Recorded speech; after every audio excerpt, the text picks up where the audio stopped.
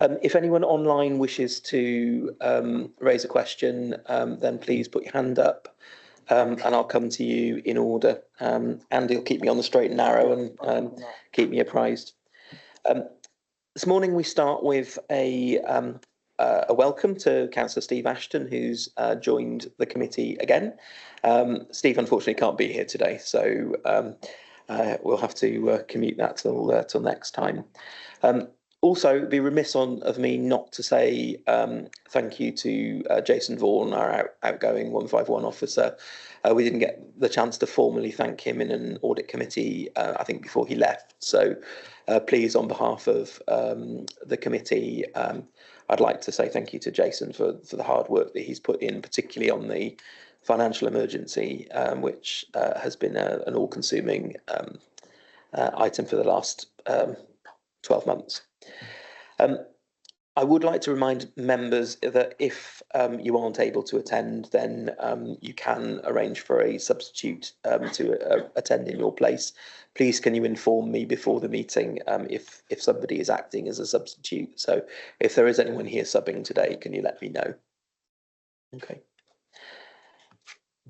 We aren't expecting a fire drill this morning, so if the fire alarm goes off, we're going to exit quietly down the stairs. For those of you that have not been in this building before, the loos are opposite the entrance to this room, and the kitchen is next door. And there is, as always, cake and biscuits for you, provided at the expense of the chair.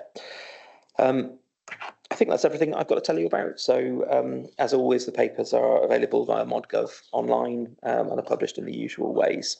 So moving on to the published agenda for today, I'd like to make members aware that I've had apologies from Councillor Steve Ashton, Councillor Lee Baker, Councillor Mandy Chilcott. Does anyone have any other apologies that they'd like to convey? No. Perfect, thank you. So moving on to item 2, which are the minutes from the 30th of May. Firstly, for matters of accuracy, anyone got any burning inaccuracies that they would like to point out? Happy to propose, Chair. Yeah, we'll do matters arising first, and then we'll do formal proposal. So, any matters arising from the minutes of the 30th of May that members would like to raise? Rosemary, welcome. Hello.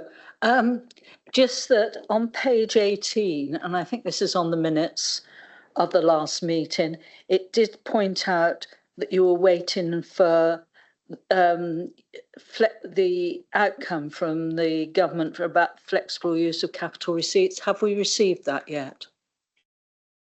My understanding is no. Maria, would you like to?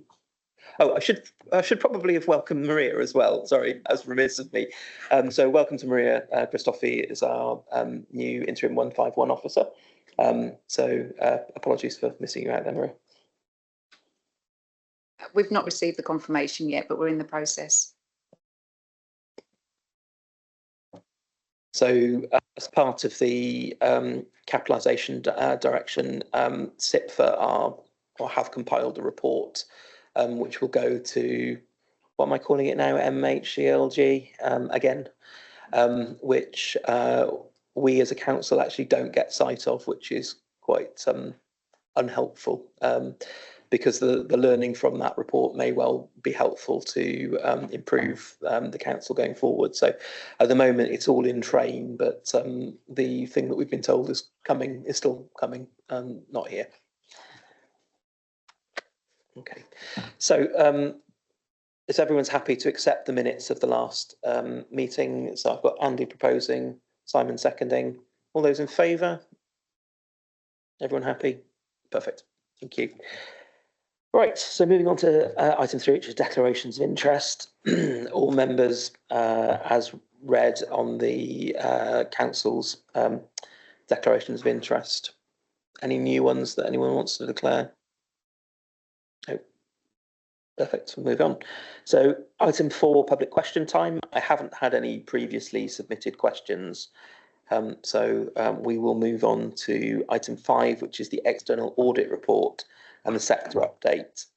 So over to, I think Nikki wanted to go first on this one, didn't you?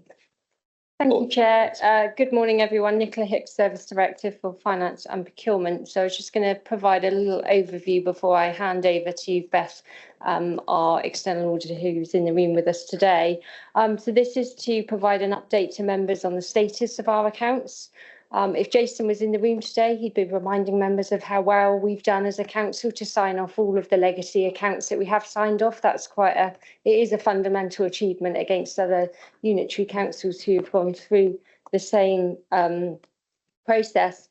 So that is a really good achievement, but we do have the one outstanding audit for and set of accounts for South Somerset District Council for 22-23. We were hoping to be in a position to be able to provide you with the audit report on these at this committee, but that's not been possible. But we have been working very closely with Grant Thornton to come up with a revised plan for that in order to deliver those before the first audit backstop date that comes in. The audit backstop dates are dates that are coming in as a national thing in terms of if audits of accounts aren't done by a certain date, then the backstop date comes in, which means that they won't receive an external audit opinion in terms of those accounts. But Beth will talk a little bit more about that in her presentation.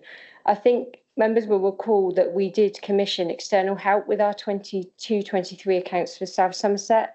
Unfortunately, they weren't completed in their entirety in terms of the financial statements and the audit of those to be able to get those signed off. And that work by the external help has now ceased in terms of we did ask for additional support, which they weren't able to provide. So that work has come back into the in-house team who are now having to pick up to get those accounts and the audit over the line. This is causing an additional capacity pressure on the team in terms of the same people that would be working on the 23-24 accounts for Somerset Council. So the team are under an amount of pressure to get those done, plus the 23-24. But we are doing all that we can to deliver both sets of accounts in the timescale that members were originally given. We are putting additional resources in.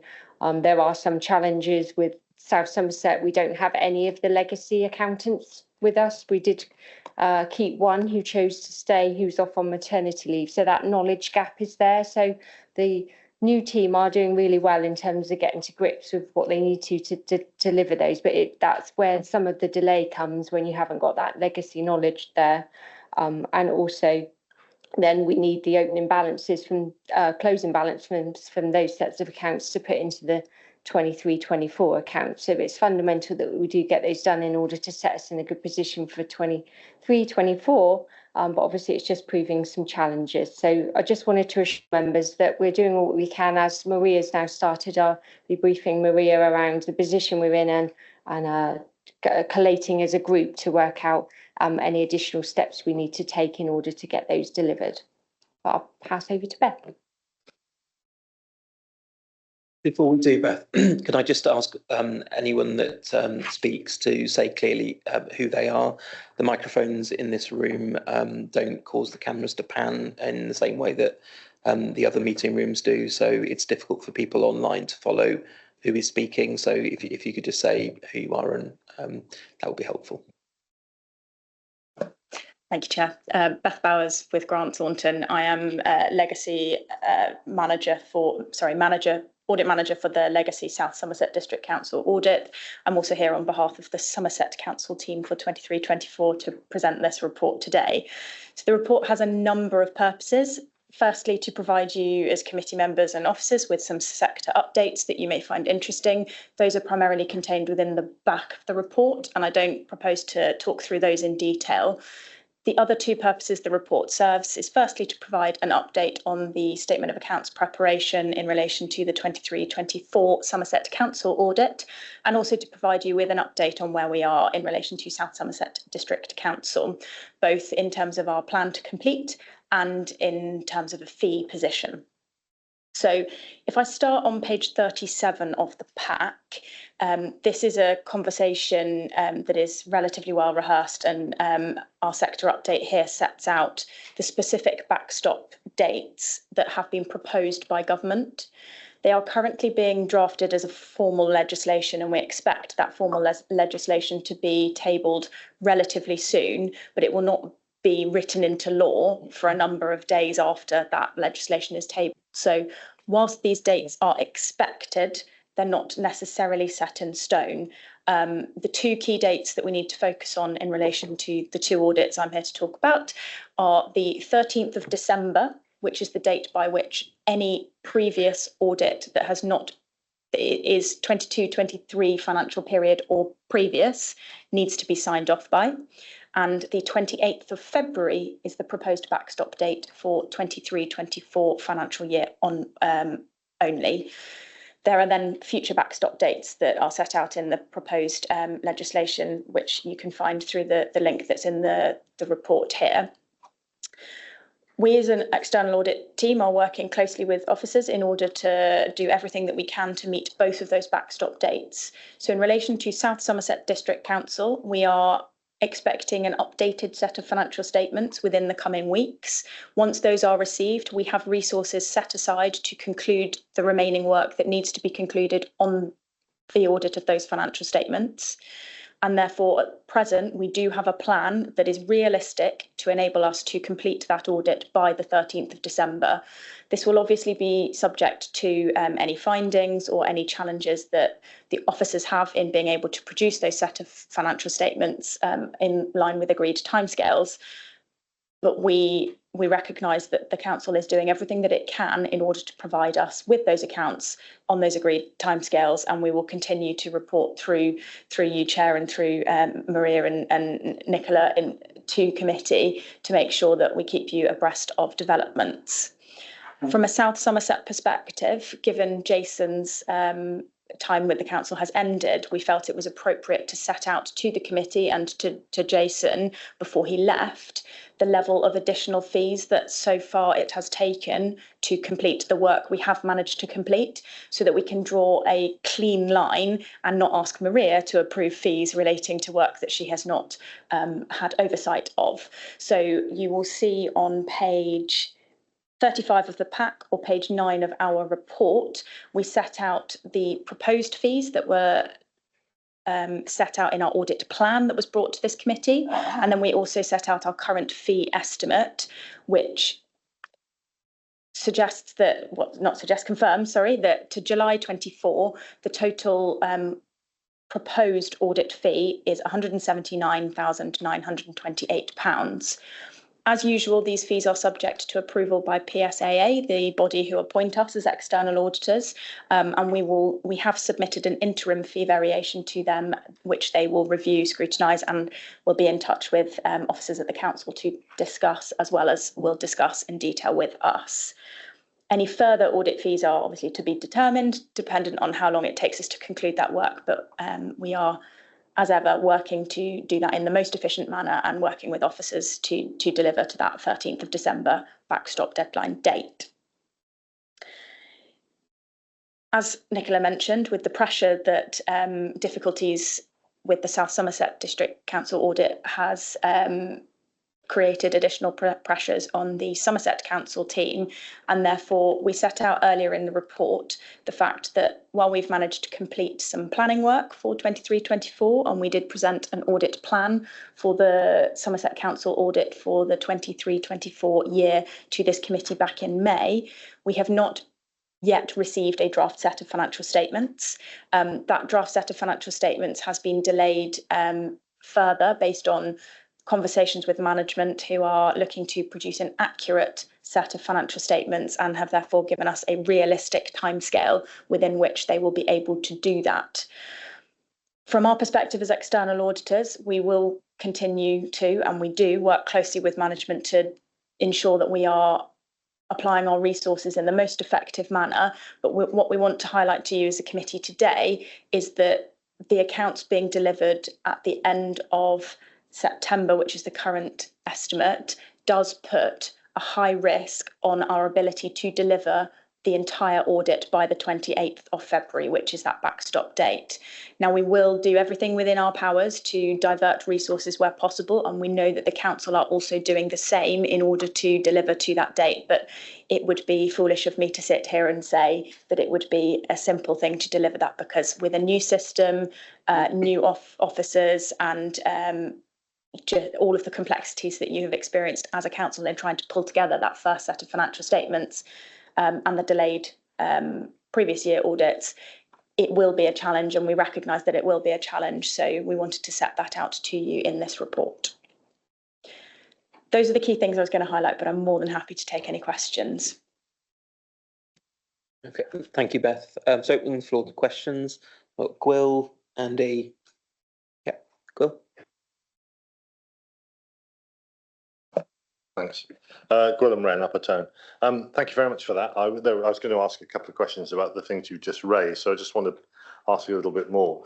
Bearing in mind that we're paying, well, we're going to be charged, what, £63,000 more than anticipated up to the end of July. Have you got a sense of how much extra on top of that to get us to December? And how confident are you that we will be able to sign off? You've also said that there's serious challenges around completing last year's audit before the deadline. You may have said it, and apologies if I missed it. What happens if we miss doing the accounts by the backstop dates? What's the jeopardy there, if anything? So to take your questions in order, in relation to the fee level, we're currently finalising our work plan for the completion of the work. So we will be able to provide an estimate at that point once we've actually finalised. I wouldn't want to put a number on it now and be incorrect, but I'm more than happy to provide that through officers and the chair, should that be required. In terms of confidence is relatively high, but we can't have full confidence at any point because obviously we don't know what we're going to find until we find it. But we have, as I mentioned earlier, a realistic plan now to be able to conclude that work. We're building in contingency into that plan, and that should enable us to complete the work by the 13th of December. And in relation to your final question around what the jeopardy is, there is no option but to have provided an opinion by the 13th of December. So if work has not been fully completed by a date that we will agree with officers as our own internal end date, we will down tools, finish work, and then any untested balances or unconcluded balances, we will have to provide some form of modified opinion over those balances at that point in time in order to give that opinion by the 13th of December. Just to come back, so we'll get a partial opinion on the bits of the work you've finished, but everything else, I suppose the result will be no assurance. Is that right? It would be no or partial, dependent on how much work we had managed to complete, any issues we've identified. So it's very hard to say exactly what it would look like at this point in time, but it would be a clear qualification of a portion of the accounts, and the opinion would clearly state what elements of the opinion are clean and what elements there is a form of modification over.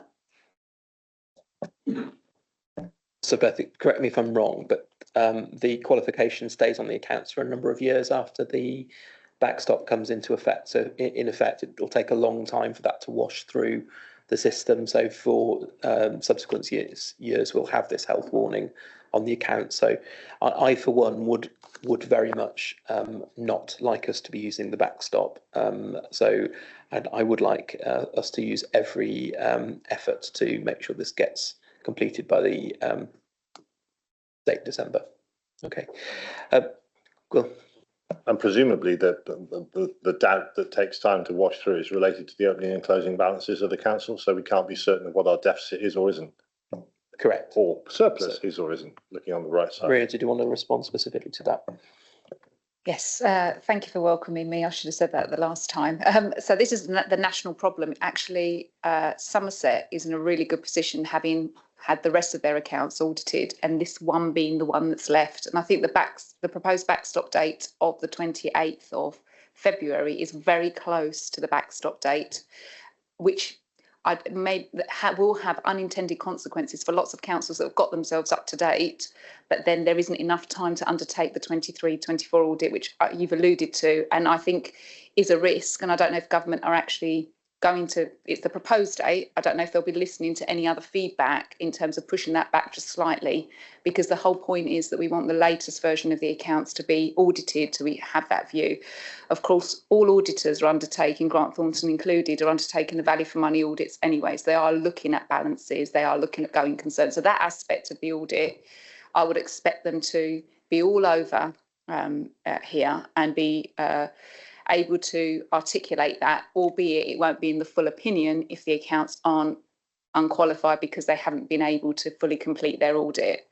And that disclaimed opinion, once that's issued, there is a limitation of scope opinion that will follow in 2 to 3 years after that, because of the opening closing balances needing to be audited. Now, this is a national problem, so we're in a really good position that it's just this one that needs to get over the line, and then the 23-24. And I'll be working with Nicola and the team to see how we can get that over the line, and with the external auditors, because I agree with the chair, we want to be in a position where every set of accounts is audited and we have an unqualified opinion.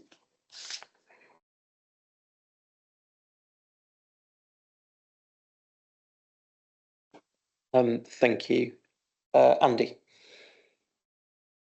Thank you, Chair.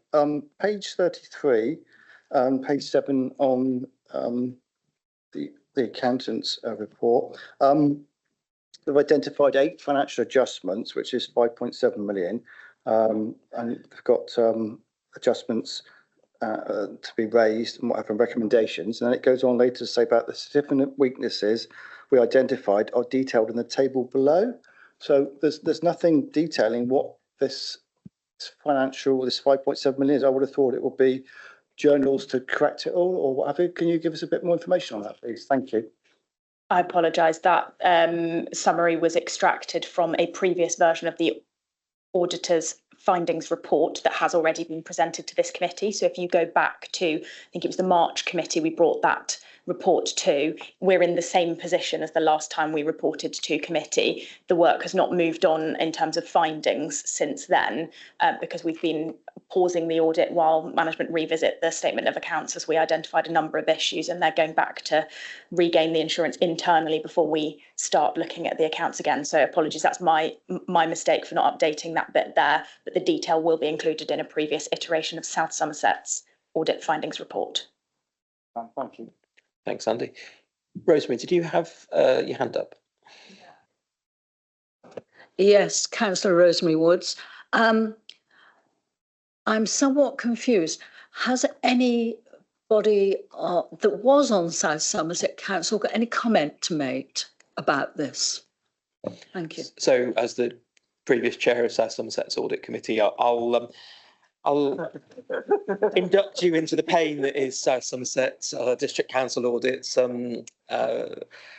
Nicola, Beth and I all bear the scars of previous years.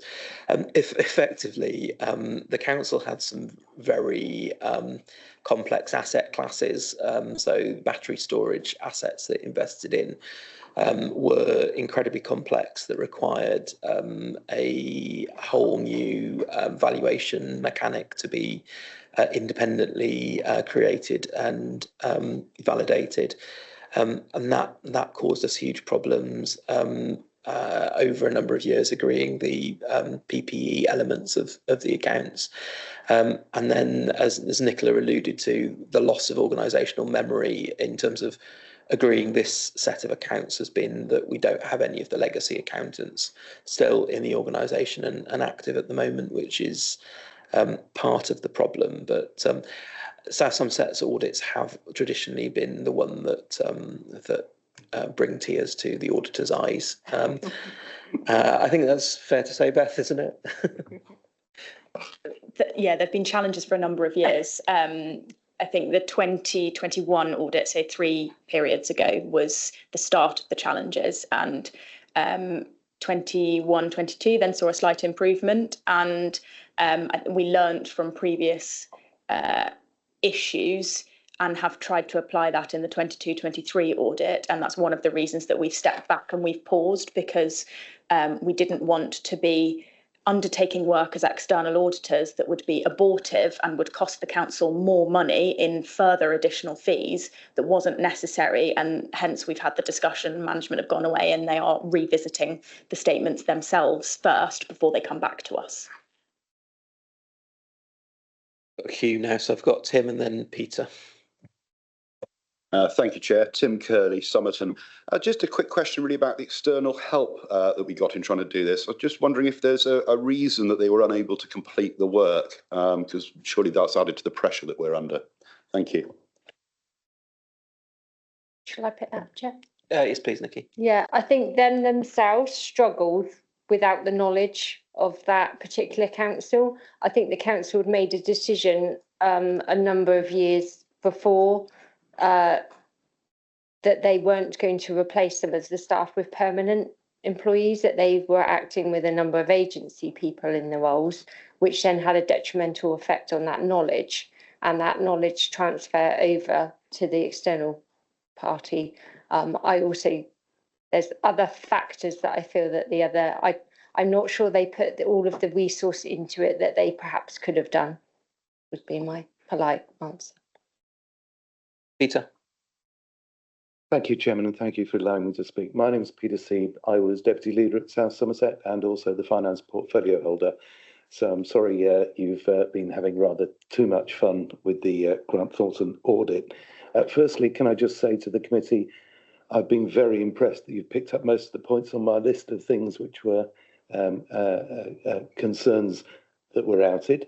It shows the audit committee is of the quality I would hope. And there are a number of proofing issues in the report because of how it's arrived, such as, for example, being a template report. It includes, for example, page 36 on local government elections. We didn't have any in 24, so that's not really relevant to this council. And it does at least contain the evidence, although I fear it doesn't quite point the finger. I think the real rascal here is the one which Nicola Hicks has pointed to, which is resourcing in three areas. To be honest, the local government reorganisation as a process set by Parliament should recognise that auditing and bringing books together is an incredibly difficult thing to do, particularly if there are any issues in the previous council's work. And you've pointed to the novel stuff that South Somerset did, which really challenged the audit process. There simply wasn't a framework for costing the class of asset that we'd created in a way that was easily endorsed. And so work had to be done, and that's been picked up. But I think that the parliamentary, it would be worthwhile suggesting perhaps through our parliamentary representatives or perhaps through the Section 151 network that the government, the department, makes a specific point of ensuring that local government reorganisation plans have a sufficient additional resource for audit and a sufficient amount of time for audit, because it is always going to be complex and we will not be the last county to be reorganised. I think we should do what we can to improve things for those that come behind us.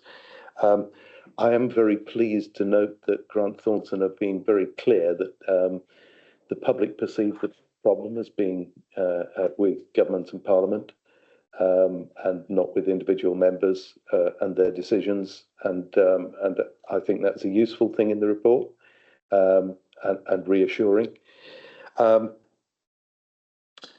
And I just really wanted to thank the officers for the work they've done to try and catch up on the enormous delay on a previous year, which has rolled into this. We thought battery storage was going to be rather easy to value based on the fact there was a market in it. We just had no idea. And I have some sympathy with a much earlier finance officer at South Somerset who did give us advice that this was going to be awkward. So, just wanted to do a little bit of reputation defence and thank the committee for its work. Thanks, Peter. On the LGR point, I'll take that away with officers and look to write to MHCLG to make those points for you. Okay, sorry, Habib, I think you were next.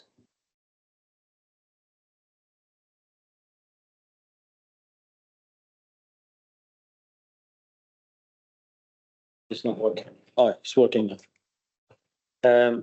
Thank you, Habib Farbahai, Committee Control Division. My question is on productivity plans, which I read with interest. Is it too early to identify metrics in place or templates? And is it done for using KPI? And if that is so, do we have one in place right now?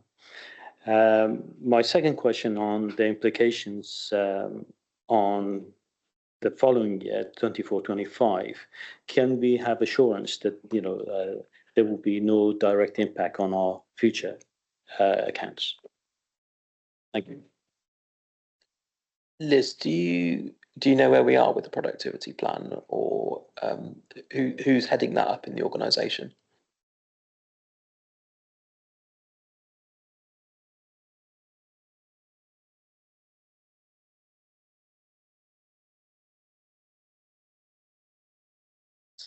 It is Alan Jones, and if Alan Jones has got his hands then up. he's the right person to speak to. Thank you. Hello, Alan. If you'd like to try and answer Habib's question, that'd be helpful. Yes, of course. Good morning, Chair, morning committee. I'm sorry I'm not there in person today. First and foremost, the productivity plan was a requirement of government. MHCLG have continued that commitment. That document was reviewed and approved by members earlier this year and submitted. That set out all of the steps we were taking to address the longer term financial sustainability, but also indicated those areas that we'll be looking at as part of the transformation plan. The next step is to turn that into the delivery plan for our wider transformation programme, and that process is well underway now, as members will know from previous briefings. So our work is continuing. To support that, however, the critical part of it is our medium-term financial strategy.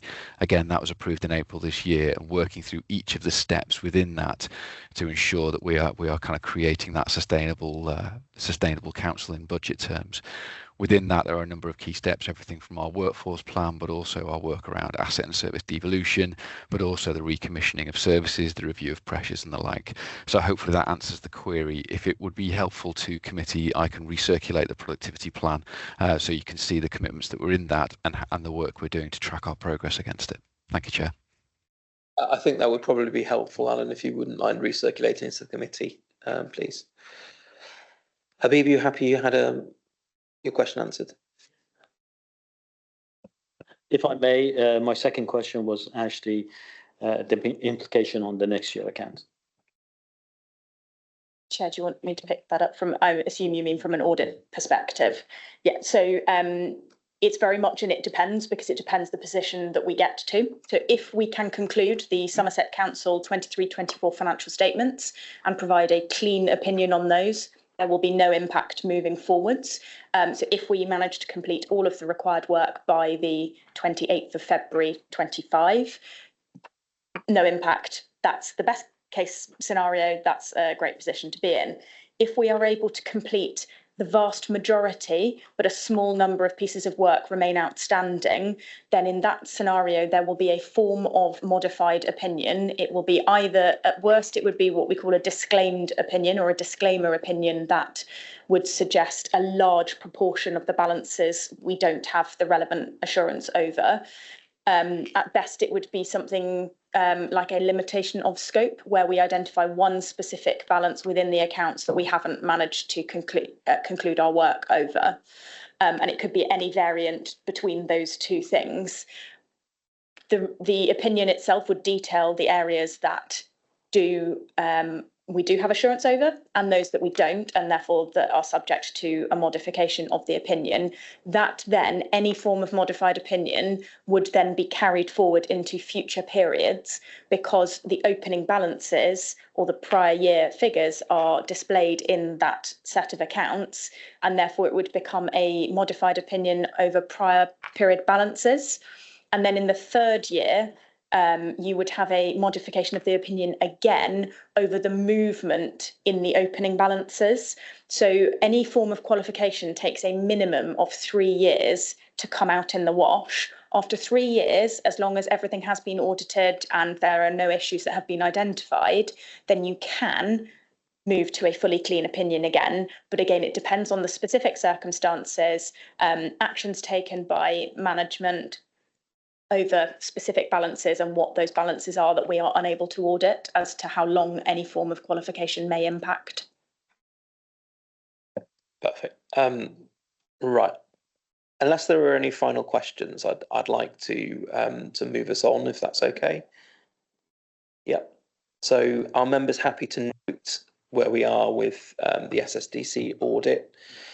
I think I would like to reiterate members to help manage expectations that the 23/4 Somerset Council audit is going to be, I think the technical term would be an absolute pig, because of the number of changes, complexity, the new system, etc. So please let us not underestimate the amount of work that's going to be required on that audit, and I think we have to put pressure back on government to change that audit backstop date for the 3/4 accounts.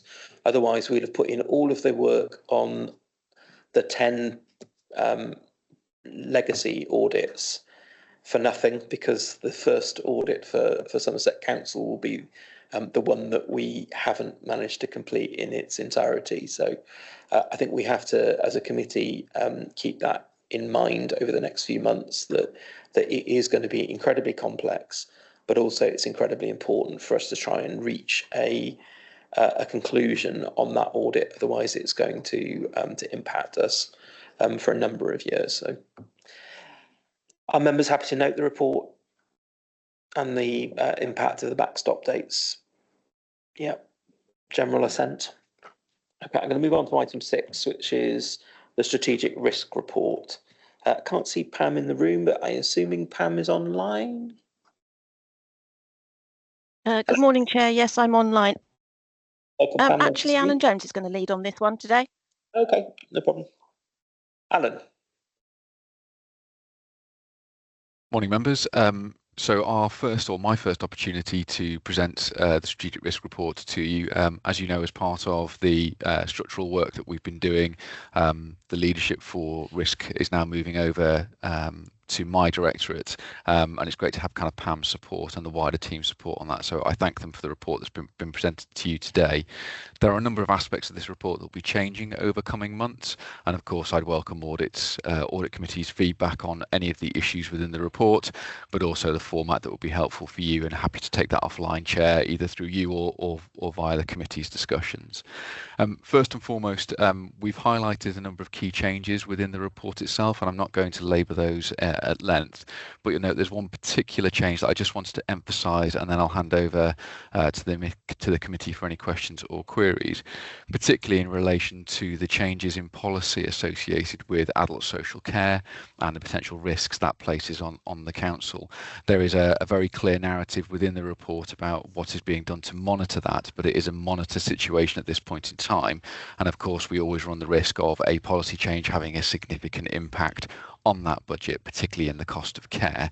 I know that we've got Mel Locke on the call today, so I'm sure between Mel and myself and Pam, we'd be happy to answer any questions and queries you may have. But that was the particular points that I wanted to emphasise to committee today. You'll see in the detailed appendix there are a number of changes within the report, and certainly over the coming months we're going to be really focusing on the mitigation measures and be seeking committee's views and guidance on whether you feel the mitigation measures that have been identified are sufficiently clear and that you are satisfied that they are addressing the risk as identified. At that point, Chair, I'll stop and hand over for any committee questions. Thank you. Okay, I'm going to go to Lindy first, and then I'll come to Andy. Good morning, everyone. Lindy Jansen from Vieren, independent member. On the risk report, the scoring on page 51, the inherent score 25 is very high, and then the current score 20 is very high. But according to the part of the matrix that was approved on the 30th of May, the last audit committee meeting, the scoring matrix changed, and 20 is now high and not very high anymore. And that's in place from June to December 2024. So just a question on whether it should be very high to 20 or just high. Chair, I can answer as it's I did it. I'm sorry, it's my error. It's meant to just say hi. Yeah. Did you want to come back, Lindy? There's a couple of those then that needs to be updated. This was just the first one. So a couple of them are 20 that indicates very high. Okay, so these are the old JCAD report. So Pam, will these be moving across to the new IdeaGen platform, or is the current plan to maintain the strategic risk register on on JCAD for a period of time? Until we have completed the work on the proposed new strategic risks and obviously the review of the existing strategic risks that need to take place, they will remain within JCAD. By Christmas, I would hope that our completed strategic risk register will be in IdeaGen, in which case the report may look similar, but it wouldn't be identical. So it's just a report error. I had admitted that I'd obviously changed it. So, but in JCAD it looks right. Okay, so the actual risk register is correct. It's the report that is inconsistent with the previously agreed scoring matrix. Lindy, are you satisfied? Yeah. Did you have any further questions on that? Okay, Andy. Thank you, Chair. Strategic risk, the organisation 179 for adult social care. Obviously, it states in the report that the cap on social care is going to be scrapped, because I believe it was somewhere in the region of 70 or 80,000 pounds you would have to pay for care, and then after that, obviously, it'd be picked up by the local authority, or hopefully it would have been the government. But I'm not too sure which one. But obviously, as the government's now scrapped this cap, how does this impact on terms of our budget for 25-26? Because obviously social care costs is a big part of our budget. So if the cap's been scrapped, so we won't have to finance those costs going forward in the 25-26 budget. Do we have an inkling on what that will save us as an authority? Thank you.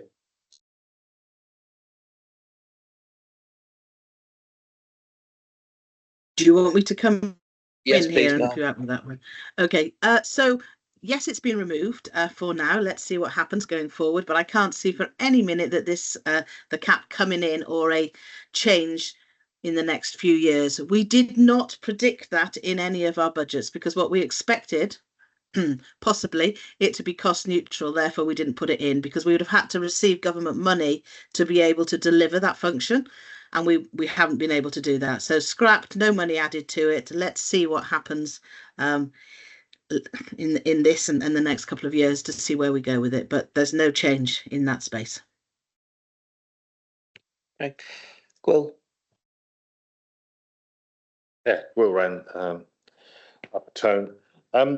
Yeah, a couple of things here on the register. I'm looking at org 0070 and org 0053. 70 seems to be very optimistic in terms of removing and continuing to lower the risk of the overspend in the current year. However, these figures can only be based on Q1. And so I do wonder if there is a degree of optimism here, bearing in mind that we have a new government. We're expecting a budget at some point in the next 6 to 8 weeks. And of course, the council is going through an enormous transformation in order to balance its books. So I would like just a sort of a little bit of narrative as to the rationale for dropping it down quite so low. And related to that is the workforce risk in relation to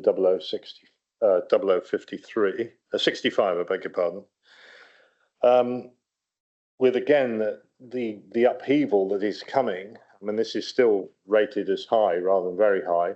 But one of the points that was made within the report, and this is where I find actually there's a fair amount of cross-cutting in here, which isn't, I don't think, always captured in the individual risks. So one of the things is about the retention and recruitment of staff. The implication is if we're going to do that, we may have to increase salary rates, which will increase our going on costs. However, the budget is going down. So there's a slight tension there between the fact to get the right member of staff in the right places, we may have to pay more. But at the same time, we're trimming ourselves and trimming our budget back. And I'm just, as I say, I think there's a tension in here, and I having read through the report, I don't think they necessarily met. I may be fairly new to the committee. I may certainly acknowledge I'm naive on this, but it's just something that struck me that you can't increase costs in one area while you're trying to completely shift the budget down in other areas and not expect some sort of doubt in the middle of all that. Fair enough. I'm going to ask Maria to respond to that, and Alan can add any supplementary. What I would say is you're right, this is the assessment at Q1. So at this point in time, and we can see in the latter report from Jason in terms of where we are at Q1 forecast outturn, and that we're forecasting just under a balanced position. However, we will have to keep all of this in review throughout the year, not just on a quarterly basis, but more frequently on a monthly basis. And we do our monthly monitors. And the tensions that you speak about, there will be other tensions that we pick up, pressures in adult social care, children's social care, other pressures that will emerge during the year that we will have to identify mitigating actions in order to pull back those pressures, prevent them happening. And if that's me.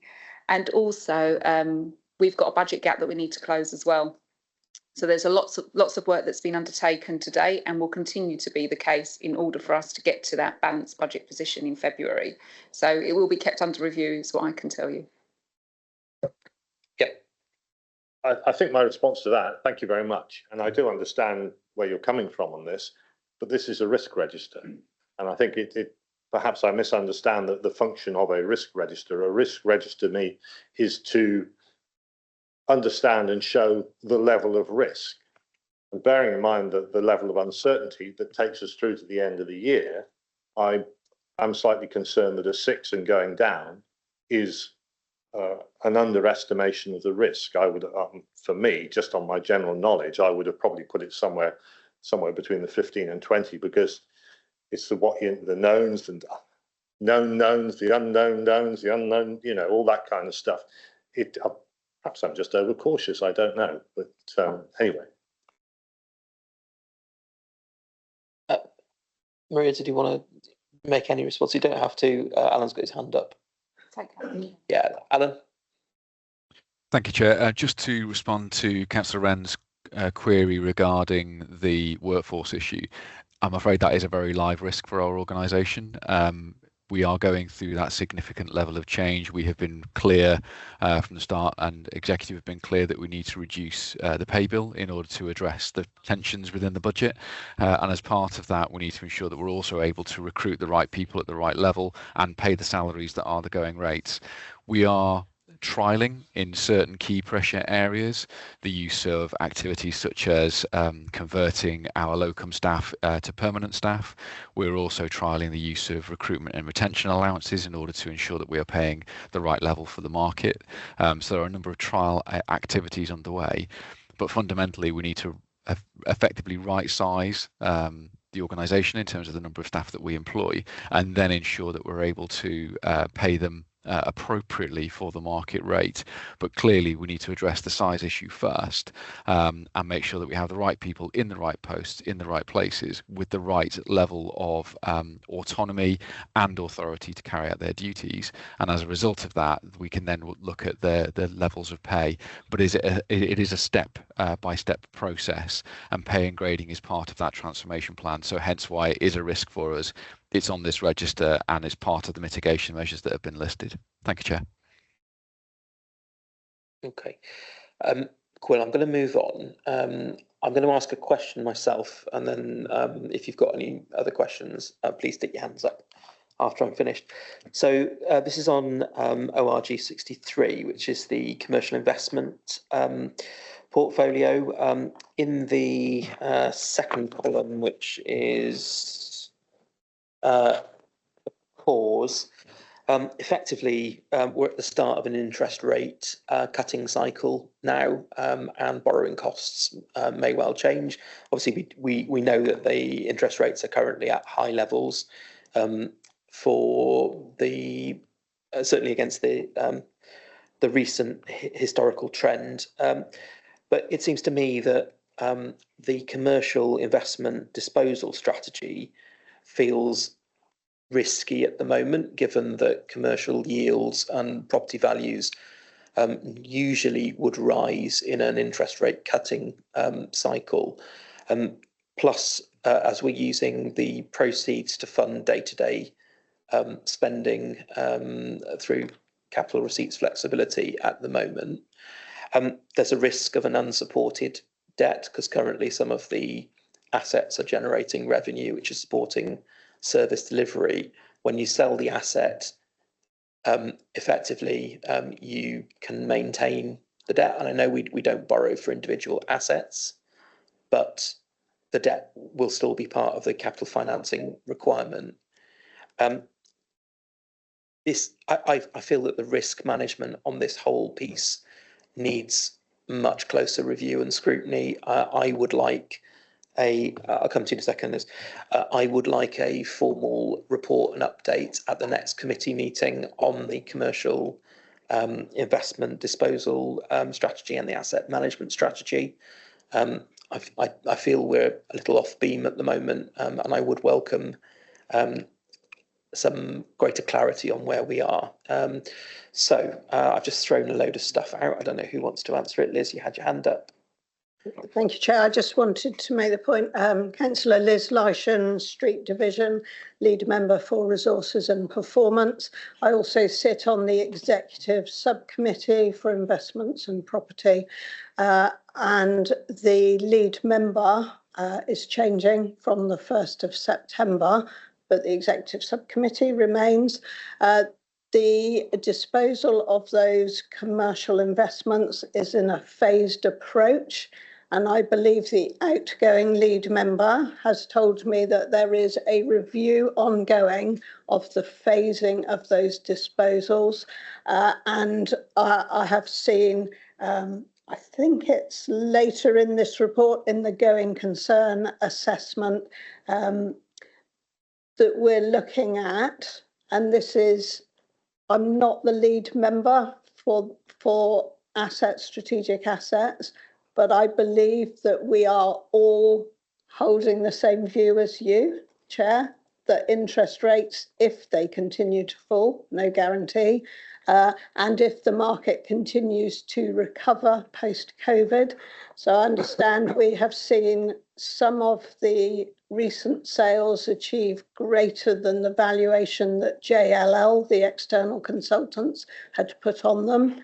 There are others where offers are coming in that are even more promising, and that is leading. I believe that subcommittee will then back up the lead member in asking for a review of the phasing, and whether or not that subcommittee, on behalf of the executive, wishes to continue with the disposal of all of those commercial investments. There are others, and Councillor Seeb has mentioned this morning the battery storage that is being considered separately from the work that is going through JLL. It is complicated, but I can assure you that there are plenty of other people with the same view as you that we need a watching brief in places at the moment. Yeah, I thank you for that clarification. I think my main concern is that the risk register doesn't reflect those concerns or developments, and it ought to, because that, for me, feels like a much greater risk than it's currently rated at. So, did anyone else have any further questions on the risk register? No? If not, I'm going to move on. Okay. So members happy to note the strategic risks are set out. Obviously, Pam, we've made a couple of... Oh, sorry, Alan, was that a legacy hand, or did you want to come in on? My apologies, Chair. I was just noting that with the portfolio for the commercial investments switching to my directorate as part of the new structure at the executive leadership team level, we'd be really happy to kind of bring that through as part of the work that I'll be doing over the next few weeks with the team to appraise myself of progress of that, and we'd be happy to bring that back to a future committee. So my apologies for the interruption. It was just to confirm that I've noted that action. Brilliant, thank you. So members happy to note the risk register? Yeah, general assent. Perfect. We're going to move on to item 7, which is the progress report on the interim annual auditor's report. So, Nikki, are you introducing this one? Yes, Yeah. Thank you very much. So this is an update to the report that members received in May. So actually it might be easier if we go down to the actual action plan. So if you look at page 66, where we've got the different actions there, you'll see there's one action there, KR6/2, which is the second one down, was to develop a standardised system, generated budget monitoring reports. That's at 60%. Members may note that in May, for those that have spotted it, that was at 100%. That has actually decreased back to 60%. That's just because members will be aware, as well as our Dynamics, our finance system, we use a bolt-on system called Solver to deliver our budget monitoring reports, and we're actually exploring other options at the moment and are running a parallel dual system at the moment alongside Solver to see whether we can deliver that in a different way in order to allow much more self-serve across the authority so that people can go in and see their live dashboard data without the finance team having to supply it. And Andy Kennell is working with our lead Ben Bryant on that. So that's just why that's dropped back down, just because we are exploring other options around that. The one above, which is flagged as red as being overdue, it says in the report, it's highlighted in the main report on page 61, that work is underway, but a more realistic deadline for that to be completed will be December. And the other one that I just wanted to flag was down towards the bottom of the page, where KR7/2, ensure the procurement waivers are regularly received by the audit committee, and that had a due date of the 31st of August. That was due to be on this committee, but is going to be on the next agenda for audit committee if the chair agrees, just in terms of the team's capacity to deliver that for this audit, because they're busy working on trying to get the revised standing orders through. So that will be on the next agenda. But happy to take any questions. Do we have any clue how long invoices are taking to be paid? Because I've had complaints from people that hired halls that they've not been paid. So I just wondered, it's a very practical thing. They send in an invoice and then they wait. I just wonder if you have an idea of how long they wait. Thank you. So I don't know off the top of my head the exact day at the moment. There is a slight delay with invoices where they haven't quoted an order number on. So I would encourage everyone to ensure they get an order number from the authority, because that is the quickest way to get paid. But if you've got specific examples, Councillor Wood, I'm very happy if you email me and then I'll personally look into them. I will email you certain items, but it's to do with the elections. Let's just say it's to do with the elections. Okay. I'm happy to pick that up, Chair, if you could email me just an example so I got a starting point. Thank you. Thank you. So I've got Quill, then Lindy. Quill Wren. Yeah, sorry, I'm going to allow my pedantry to show here, I'm afraid. I'm just interested in KR42, which talks about a continue to review earmark reserves, and the job is due to be finished by the 31st of March. So we're 5 months into the financial year, yet the job is assessed at 75% complete, which I'm not quite sure that fits together. I would have thought a continuous review would gradually move slowly through the year, keeping pace with the months rather than being 3/4 complete after, what, 40% of the time. Yeah, no, so I think I put 50% on there, and because that's actually one of my actions, because we've done that review to set the budget for 24-25, but we haven't carried out the review to set the budget for 25-26. An extensive amount of work was done to review our reserves with the eyes as if we were commissioners. If the commissioners came in, would they allow those reserves to sit there for the purpose that they were originally intended, or actually would they be deemed as not being an essential? And that's due to be carried out. We will carry out a further review of reserves for 25-26. Lindy. Lindy, independent member. On page 64, a similar question, the others have been touched on, but KR2, the first one, is on 50% with the deadline of 30 September 2024. And due to the importance of the transformation program, I see that one's 50% and end of September is around the corner, and the rest of those are all on 25%. Are you still on track for implementation of this KR2?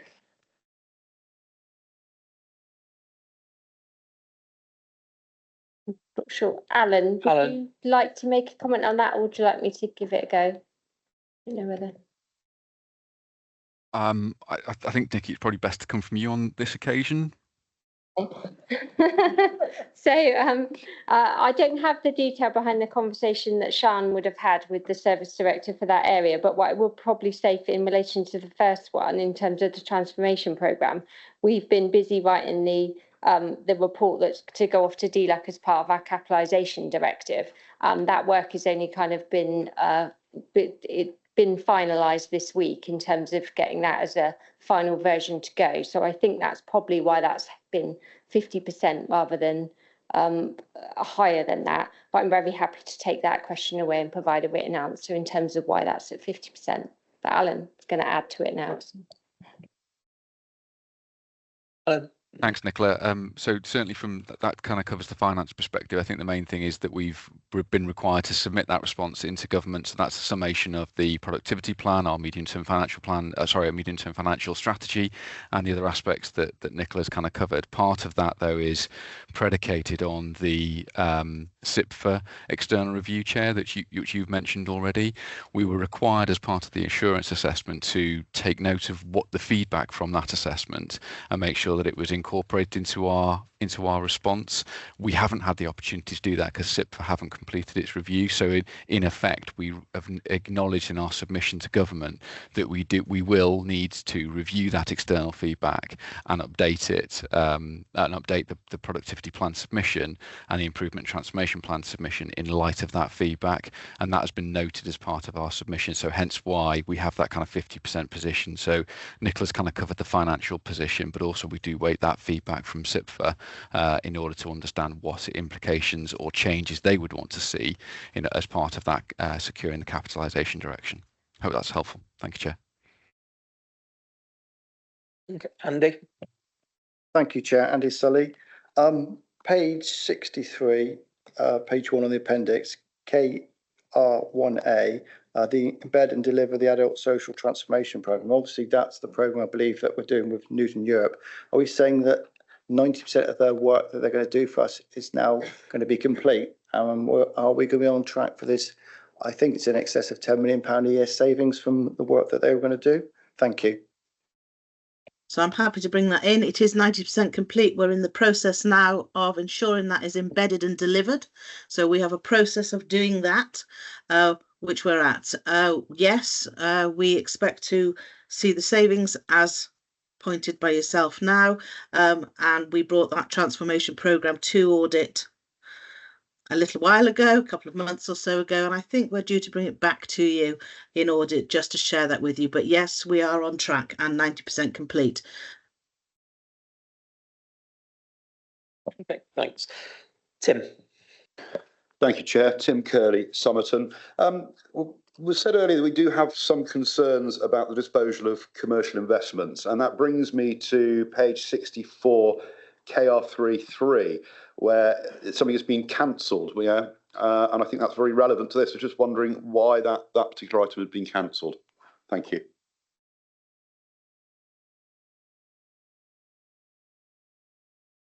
Chair, if I may, I'm not aware of why that item's been cancelled, but leave that with me. We'll take it away and come back to committee with an update on that. Yeah. Okay. Thank you.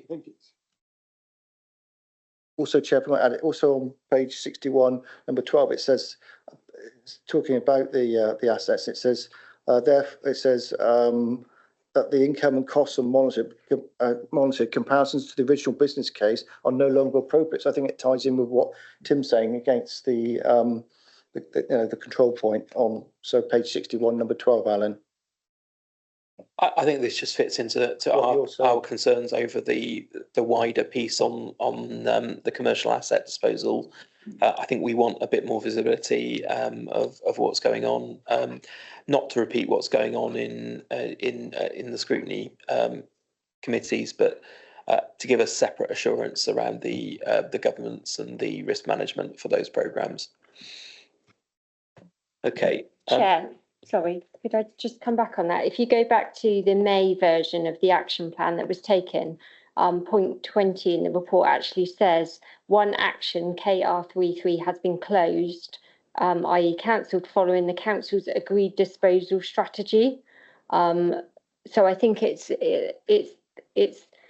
although income and costs are being monitored compared to that is no longer because the strategy is overriding that action that was put in place. So these action plans. I understand that, but from what Liz said earlier on, the strategy is being reviewed. So I think at that point, the controls probably need to be reviewed as well. Yes, don't forget this is the report for 22-23, and we will get an updated report. So we're almost get another action plan that was superseded. No problem, Liz. And I just wanted to say, Chair, that of course the Executive Subcommittee for Property and Investments, don't forget that many of those papers are confidential, and so it's in closed session. Members can, of course, read those confidential minutes, but they're not published. I just wanted to say as well, Chair, that one of the things that made breathing a little bit easier this summer was when we realised that the outturn from 23-24 would not call on any of the general fund reserves. And so when we're looking at the work that was being done to review the earmarked reserves, that outturn, of course, will have removed the pressure from that work of reviewing earmarked reserves to see what else could move into general fund reserves. Thanks, Liz. All right, so I'm going to move on unless anyone's got any objections. Is everyone happy to note the progress report? I think as a general piece of feedback, having a report like this has been much more helpful for members in terms of being able to track ongoing progress against the agreed actions. So there's a little bit of learning in there. So moving on to item 8, which is the Improvement Transformation Programme Risk Report. And this is over to Alan and Lou. Thank you, Chair. So we last came to an audit committee in May with the programme risk register, which we're presenting again to you today. The latest report details the 11 risks associated with the Improvement Transformation Programme.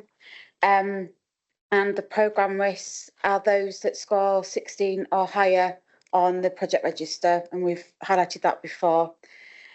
Just to note that since the last update, risk ITP 001, which is in relation to receipt of the capitalisation directive, has reduced the risk score So it was a high risk previously, and we've reduced that to a medium score of 15.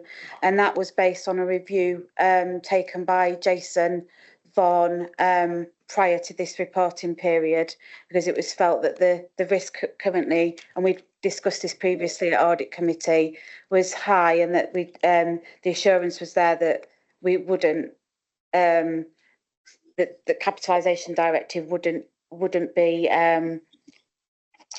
assurance would be there that be approved if essentially, and we reduce that risk down and the mitigating actions that have taken place. What we've also done since May is migrate all the risks, the programme risks, onto IdeaGen. So you'll see that the report in Appendix A looks slightly different to the one that was presented to you in May, and that details the mitigating actions and progress on those actions as well. And we've implemented a review cycle which is slightly different to that of managing corporate risks, because obviously some of the low-level risks would be reviewed annually, and with a programme we need to review more frequently. And that's included, the review cycle is included in the main body of the report. And then lastly, in the main body of the report, we've highlighted that scrutiny would like to undertake an informal workshop to review the risk, because they've got concerns around the risk scores may not accurately reflect the level of risk. And we're in dialogue with the scrutiny chair at the moment, and for corporate and resources to set up that informal meeting, which we expect to take place in the next few weeks. And our ask today of Audit Committee is to note the risks and consider whether the proposed mitigating actions are adequate and appropriate to address concerns. Before I hand over for any questions, I'll just hand over to Alan if he wanted to cover off anything that I've not highlighted. No, thank you, Lou. And through you, Chair. Essentially, we want to keep these risks live, hence the slightly different reporting cycle that Lou is referring to. And also these risks are considered through our resources scrutiny committee, and we provide regular updates on the process, but also seek the committee's views on any particular issues or concerns, and particularly focusing on the mitigation measures and whether they are satisfied the mitigation measures are adequate given the risk that's been identified. So the report that you see takes into account some of their feedback that we've received over the last few months. Thank you, Chair. Thanks. So just before we open up to questions, the joint chairs of scrutiny and audit met last month, and I have pushed that we have a joint audit and scrutiny committee meeting looking specifically at the risks around the transformation programme.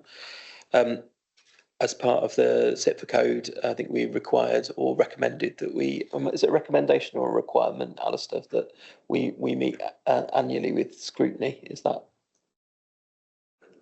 okay? So may not be a requirement, may just be an improvement recommendation. I know it's definitely come from somewhere. I've not made it up, but it would be helpful for us to come together to look at some of these risks, because from my perspective, it's not clear to me that members feel that close to the implications of the transformation programme. For me, this will have a much greater impact on the scope of the council than the LGR potentially ever had. So I think we need to look together with scrutiny to try and give members a bit more of a closer view on what's going on. So anything we can do to improve that would be helpful. So I've now opened a can of worms. So I've got Tim, I've got Will, and Rosemary. Was your hand up, or no? No, that's fine. Oh, Simon and Andy. Right. So Tim first. Thank you, Chair. Tim Curley, Somerton. Really just having a look at the layout of this, I think often when we come to the audit committee, we're often quite critical of the layout of some of these reports. As a dyslexic, I have to say the inclusion of these matrices is absolutely brilliant. It gives me a framework to then hang the rest of the words on. I just want to say thank you very much for this. We often criticise, but a pat on the back for this one. Thank you. Thanks. Yep. Echoed. Will? Thanks, Mr. Chairman. Will Wren. I made some fairly detailed notes on this earlier in the week, which I shared with the chairman and with Alistair Woodland, the internal auditor, and Councillor Leyshon. My concern was that I had so many concerns, I would take up a significant proportion of the meeting. Given that you have now floated the idea of a joint scrutiny meeting to look specifically at this area, I think it's probably appropriate for me to hold those questions back till then, given your, well, I would welcome your advice on that. I haven't necessarily received any assurance that that's going to happen at this moment in time, but it's something I keep pushing for. Okay, I mean, I think on that basis, I was prepared to share my question with the rest of the committee. But basically, what I'm worried about is, one, the general looming threat of a 114 and whether this has been adequately covered. Now, at the moment, 1, 2, and 3 represent high risks, but only one ITP 4 regards 114 as a consequence. I'd like to know why that is the case, and why isn't the risk of a 114 flagged somewhere in here. I'm also very concerned about the implications of the disposal of the commercial property, and I've noted that we're disposing of two sets of property. There's the commercial acquisitions, but there's also general property that we own. What I haven't got a handle on is how that's going to work. Property is very difficult to shift. I mean, if the market's rising, it may be a little bit easier in commercial terms, but I don't think, maybe I should know this, quite how much we need to keep a positive cash flow once we start paying people off towards the end of the year, and at what point we are likely to run into the red. And I think we should be examining that. And then there's back to the question I mentioned earlier about the retention and recruitment of staff and how that all fits into the mix. So there's a lot in there. I mean, we could spend all day talking about this, I'm sure. I think probably that if we have this joint meeting, that's the place to air these things, if we can do it in a reasonably timely manner. That's the other thing. We are running out of time very, very quickly. And we certainly can't ask officers to stop while we sit and talk about it. It's got to continue. But equally, as councillors, we've got to have a handle on what's going on. So over to you, Mr. Chairman. So, Liz, you wanted to come in on the, I suppose, on the financial elements that the GWIL's reflect. Yeah, I just wanted to make a point, Chair, that not only is government hearing more from Somerset than they probably have since the Monmouth Rebellion, but also executive are receiving massive amounts of information. And I think what I'm hearing today is a concern that that information that is with executive is not in all cases making its way to the full elected membership of this council. And I think this is something I've had a very brief conversation with Alan Jones about, and ensuring that at which point are we able, and I think we would need to take a lot of the senior members of the executive leadership team to a member briefing at which we would hope for a very high attendance.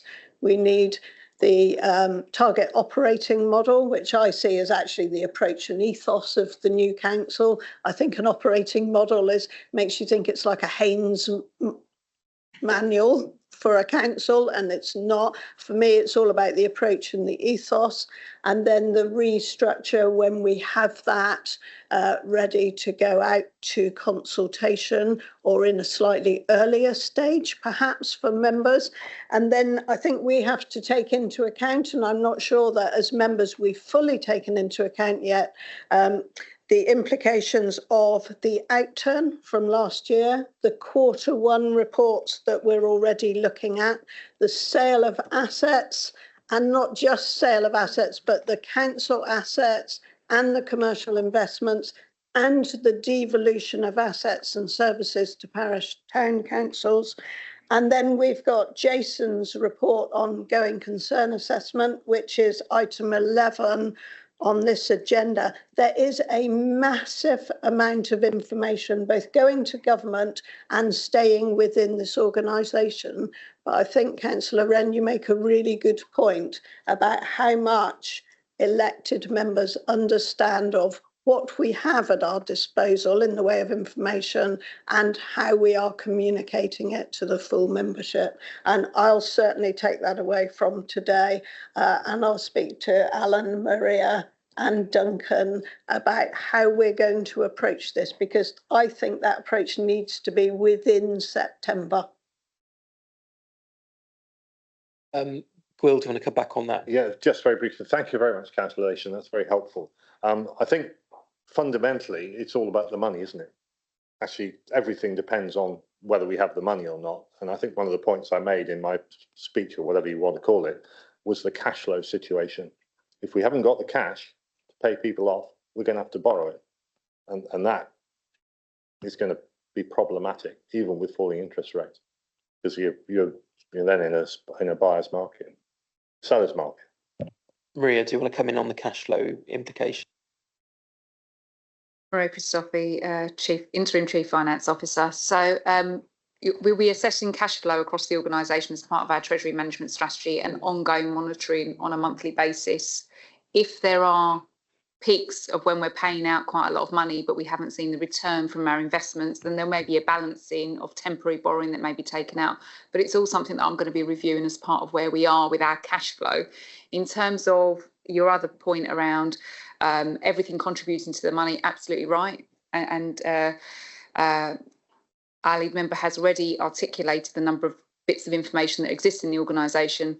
As we move into this autumn period, the activity around everything that is already being delivered, so that we're in a position where when we're setting the budget, we're setting it and we already know that some things have already crystallised. We know which way they are happening. Obviously, we don't have the confirmation from government yet about anything to do with our provisional settlement, which will have a key role to play in this. But fundamentally, staying on top of our in-year position, delivering on the actions that are already within the number of reports that are on here, but namely Jason's report on the going concern, all key. And I will be going through all of that moving forward so that it remains up to date. We have to be looking at everything in terms of going concern moving forward, absolutely. But as Jason's already articulated in his report, I'll pick that up and there will be updates. Right, now I've still got a little queue, so I think Simon was next. Thank you, Chair. Yes, Simon Coles, Taunton East. I think Liz has attempted to answer the question that I hadn't put yet, and I think Maria has also attempted to do that. I think I heard a suggestion that this joint meeting, which we hope will be well attended, would be held in September. Now, I'm looking for a date when this will be held, because I agree it would be excellent if it was very, very well attended, because the councillors need to understand exactly where we are and what the implications of decisions that are being made might well be.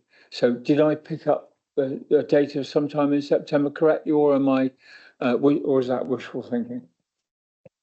Chair, I said within September, because I think, don't forget, staff will be equally anxious, if not more anxious. But my view would be within September. I know that there's still a lot more work to do to get to that point, but I don't mind admitting that I've been really disappointed by low attendance at a lot of members' briefings recently. And I have no way of knowing, of course, how many people do actually do a catch up, because it's a bit like iPlayer now, isn't it, members' briefings. But I think that we do need something. If it is a combined audit and scrutiny meeting to which all members are invited, I would certainly welcome that. I think I'm making this up as I go along, though, Chair, and I don't want to get into a load of trouble for promising something that makes life even more difficult for officers, but keeping members informed has to be top of our list. Yeah, so look, I welcome your input there, Liz. I think for me, this is about aligning member expectations with where the future operating model for the council is going to be. So personally, I think earlier engagement with members is probably more helpful than trying to fix problems when you get to a final solution. You know, I come from the NHS world where anytime a consultation is published, the decision's already been made. So I very much welcome early engagement as much as we possibly can do. So if I can ask members to take that one away. So I know I've got Norman over here, and I'll come to Lindy. So I think Norman might have been first because I missed him earlier on.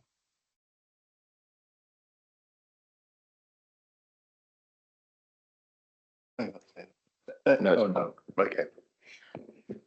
Thank you, Mr. Chairman. Norman Cavill.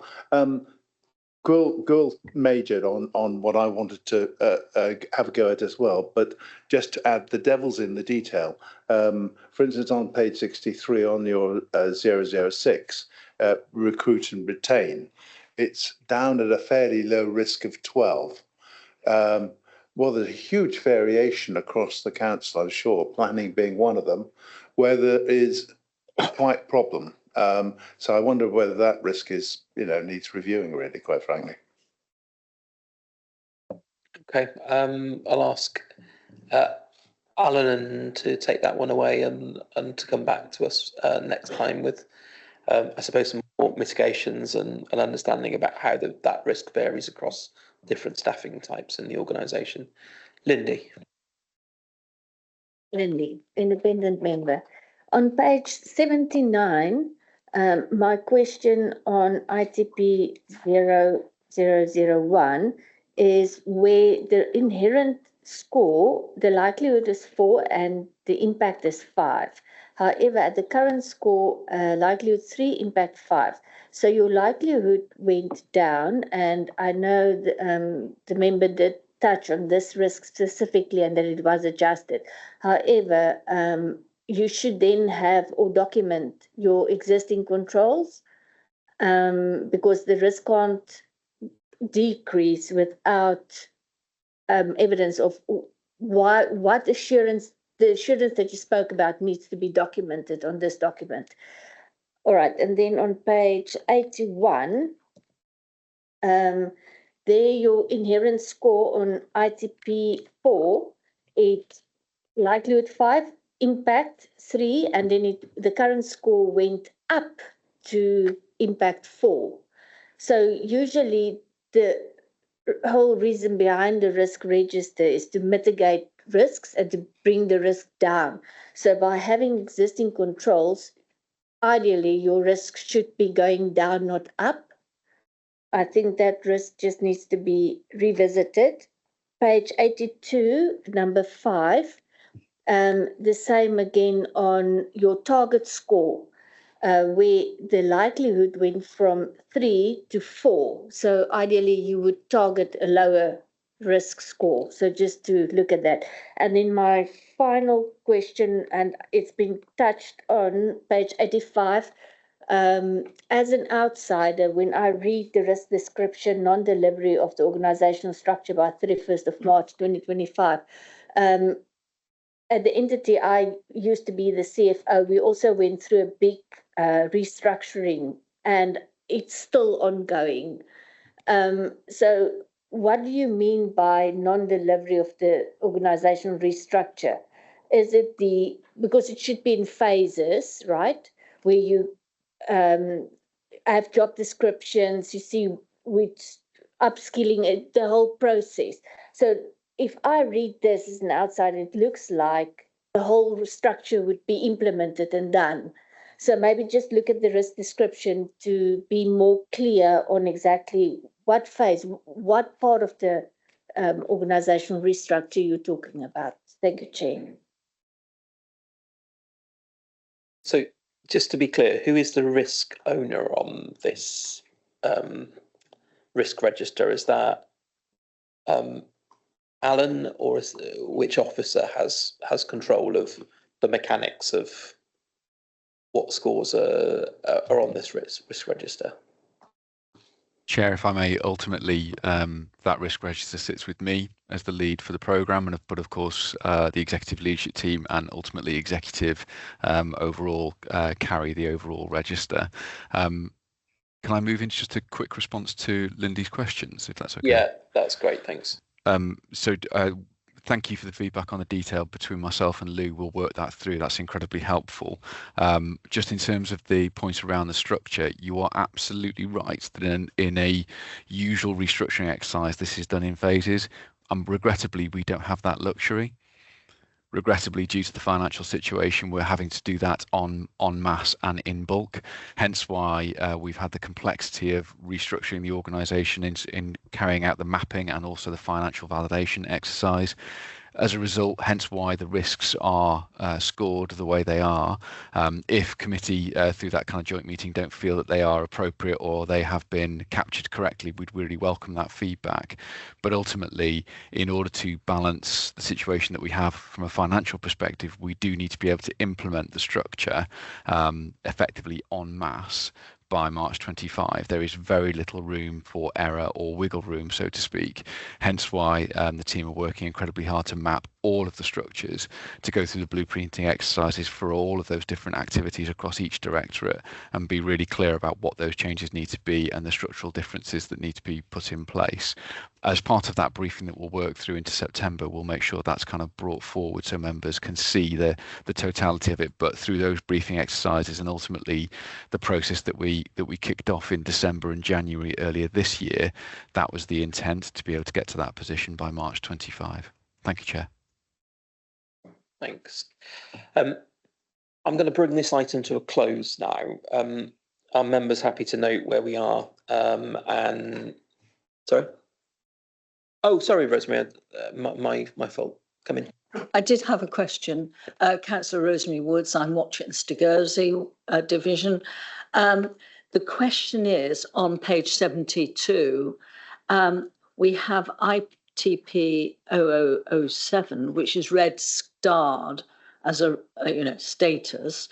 If we are losing people and that, if we have insufficient resources in data and tech, can we move towards using AI, which I think we're moving towards, because I hear a lot about AI, but if we haven't got that sufficient backup in our data and tech, how do we know it's being based on the right thing? Good question. I'm not sure who's going to answer that one. Oh, Alan. Thank you, Chair. I'm not sure whether Andy Cannell is in the room with you today. He was reaching for the microphone as you cut in. Excellent. So I'll let Andy step in with more information on this one. But it's absolutely part of the solution, if you like, to working with a smaller workforce and also automating as much as possible the work that we are doing. Andy and his team are leading the charge in terms of testing the use of things like Copilot and also machine learning and other activities. So I'll let him kind of cover the detail, but it is part of that strategy. However, what we need to be really clear about is, as a result of those restructuring exercises, we can't wait for that technology to come into place. So we're having to work incredibly quickly to work out what an interim step could be and then what further opportunities there are as part of that process. But we've been really clear as part of this restructuring exercise, we're effectively looking at how we can reduce the level of staff, and in some cases that may mean that the mitigation measures of the use of technology may not be in place but could be as part of that process. Where that is the case, those risks and those issues will be pointed out to members as part of any kind of future decision making around the budget. At that point, I'll stop and let Andy come in. Hi, Andy Cannell, Service Director for ICT. So we started our AI journey back in November. So we've started to look at some of the use cases that, with the idea that if we are going to have less people, we do need to start looking at this early, because you don't just adopt it. I think Somerset as a council is seen as leading the way on this. We're part of a large group of local government organisations, around 250, and Somerset is part of the early adopters. So we're finding initially it's been around productivity. So we're looking at where you can save on average 2.5 hours per week, but obviously that doesn't equate to a person because it's across a wider workforce. And now we've started to put more activity into looking into more service-led initiatives. So we're kind of working with planning on how they can consolidate their comments around planning applications.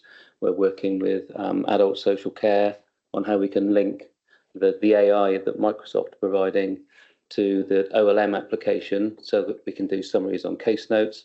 And we're also exploring whether we can replace the drafting of EHCPs using Copilot, because it's a third party. But obviously there are data, there are privacy issues that and governance that we need to have in place. So it's early days. So we're seeing, and across the public sector, that 2.5 hours per week is seen as the sort of average that people can gain on that. So it's kind of how we take that to a real return on investment. So that's kind of where we are at the moment, but we're ahead of a lot of organisations in looking at that. Does that make sense? Okay. So any further questions on the transformation risk register? No. Quickie. Councillor Farber, Commissioner and Troll. Just a quickie, if I may. How many planning IT systems and processes were inherited from the 4 plus 1 authorities? And when a single IT system is likely to come in play? Andy, if you've got the detail on that. Yeah, Andy Kennel's ICT. There were 6, I think, we inherited. That work to prioritise the future consolidation of applications is kind of ongoing, so it will need to be prioritised with everything else. There are interim steps that we're looking at, because there are some I think productivity issues in the old South Somerset one, so they're looking as to whether they can combine that. But the prioritised list of applications hasn't been agreed yet, so where the consolidation of planning sits in the overall wider consolidation is yet to be decided. Okay. Right, happy, Habib? Not happy, but that's the answer for the moment. Right, so look, thank you for giving that one a good airing. I think it's important. For me, it's absolutely essential that that we get the transformation programme right. So, do members want a 5-minute comfort break? Yeah. There's some cake next door and biscuits. So can we come back at 1:45, please? But then we're going to power through till get the agenda finished.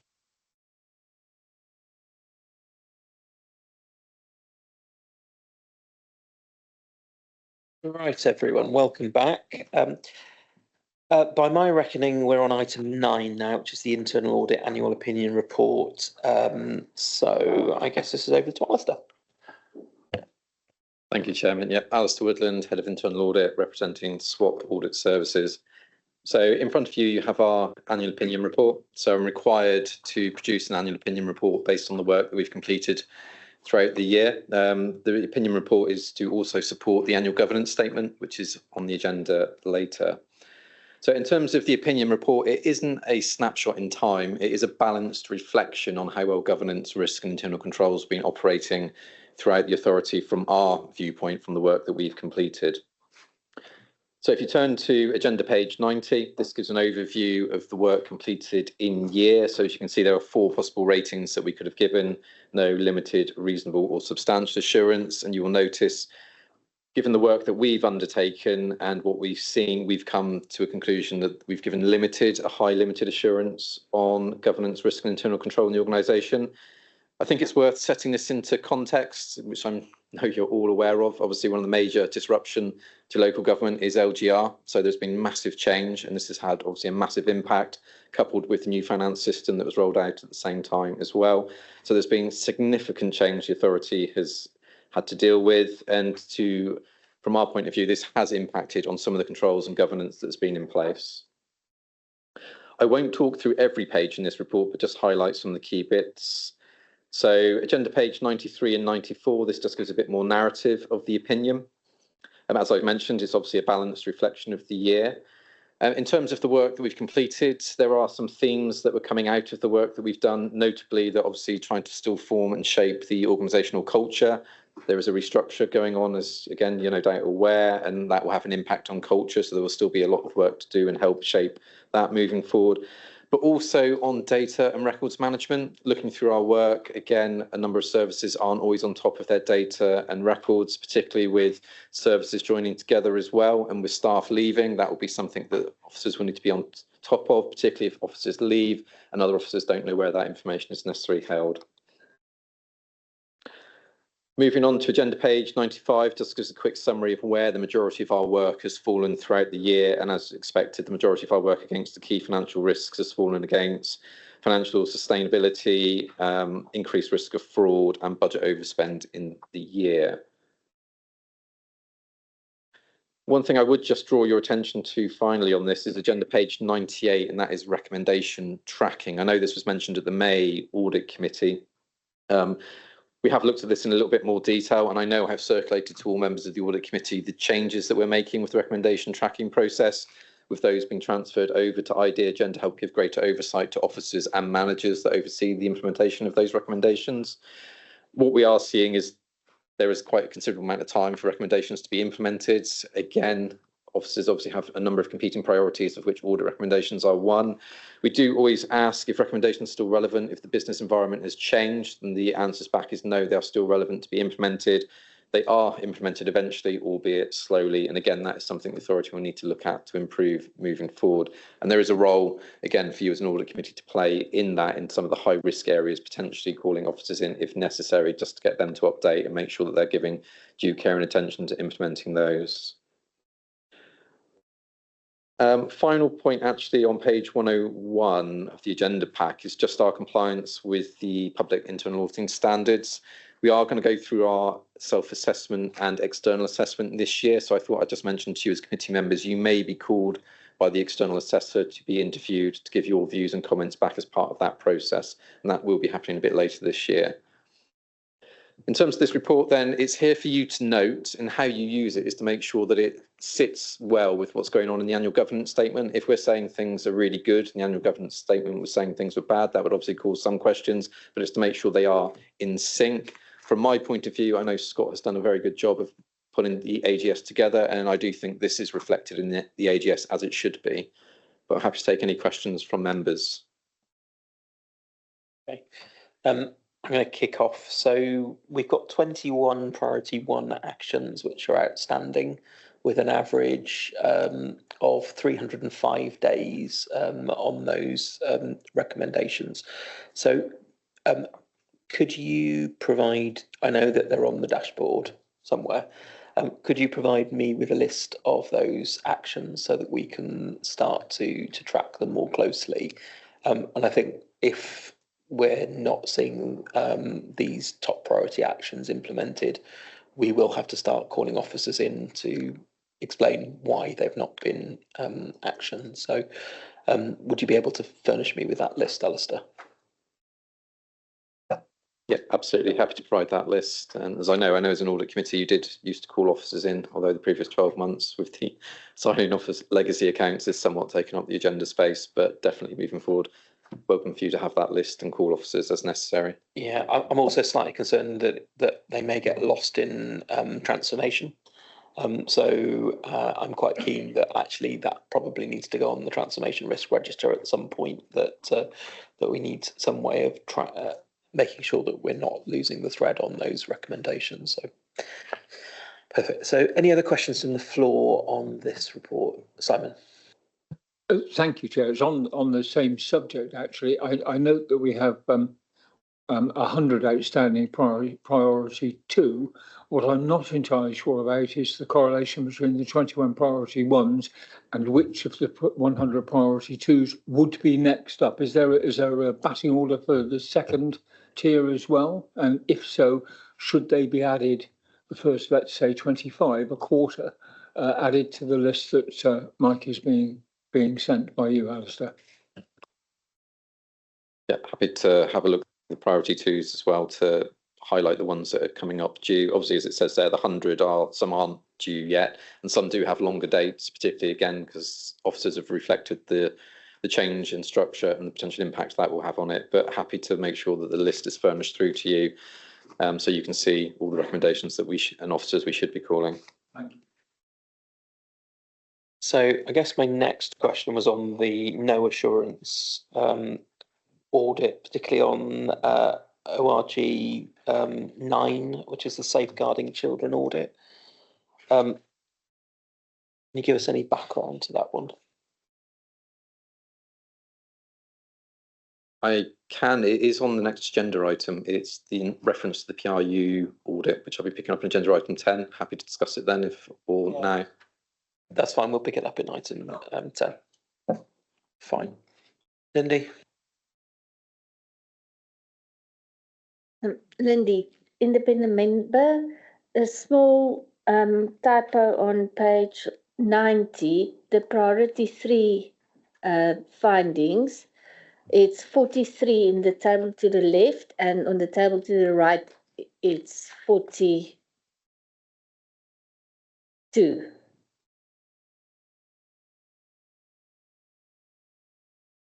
I'm sure that could be correct. Yes. Yeah. Perfect. Gwyl. Thanks, Gwyl Wren here, Upper Tone. Yeah, I'm interested in the health and safety culture one.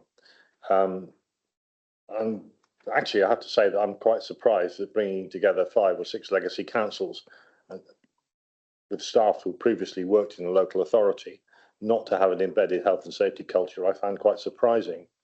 So I would like to know a little bit more about that. Whether this is the appropriate time or not, I don't know. But essentially what I'm looking for is whether the interviews or the evidence was gathered from top to bottom within the organisation and it reflects a systemic issue, or whether it's just that policies are there but are being ignored. You know, a slightly more casual attitude. They know about it, but they just don't think it's important. Clearly, if it's the former, then I think we have a major problem as an organisation, because there's an accident waiting to happen, if I can use that phrase, which could be very serious. On the other hand, if it's people being just a little bit nonchalant, shall I say, then I think we do need assurance that, you know, the procedures and checks and balances will be tightened up, because it's important to everybody. And the trouble is that certainly an organisation like this, health and safety permeates everything. You know, there are no exceptions. Okay.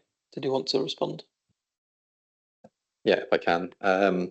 Yeah, so the health and safety culture review was reported to this committee, I appreciate, before you joined the audit committee, but I'm happy to share that report with you. I know a lot of work has been done by the health and safety lead on implementing those recommendations, and because of the priority 1 recommendations that relate to that, and it ties in with a corporate strategic risk, I would advocate that as an area where an update from the officer to this committee would be useful. Like I said, I know they have been doing a lot of work in that area and things are progressing. So, well, if it would help, I'll ask for an officer to come along and give us a proper update on that at a future committee. Helen, if you could note that in the work plan, please. Thanks. Right, I would like to move on from this item to item 10, unless anyone's got any major objections. No, fine. So moving on to item 10, which is the internal audit progress report for 24/5. Alistair. thank you, Chair. Yep, so this is our progress update report for 24/25. As I mentioned at the May Audit Committee, I have appended in just some of the outstanding reports that need to be finalised from 23/24.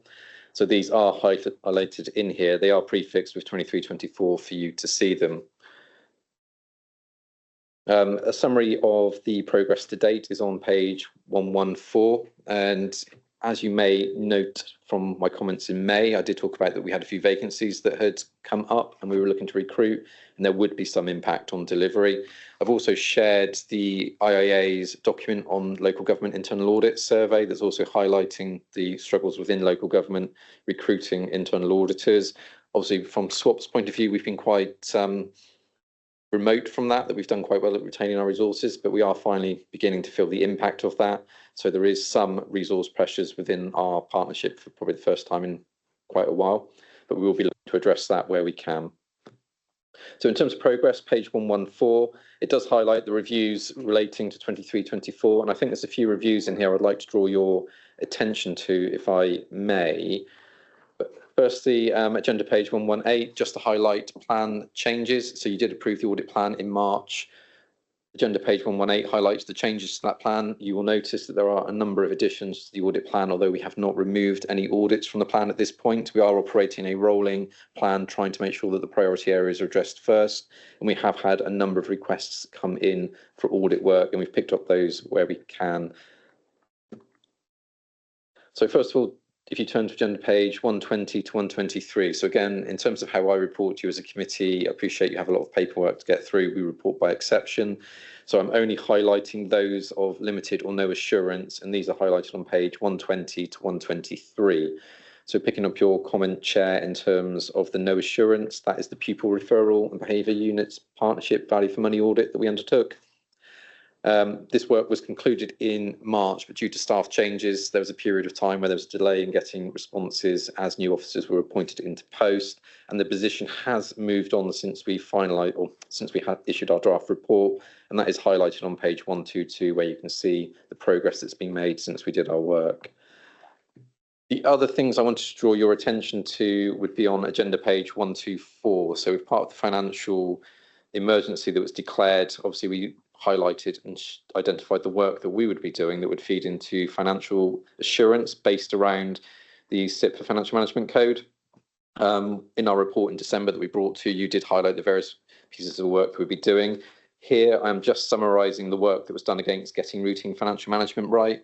I'm sure as you appreciate, with the implementation of a new finance system and the impact that had on a number of key financial areas, that there was significant work that needed to be done in those areas.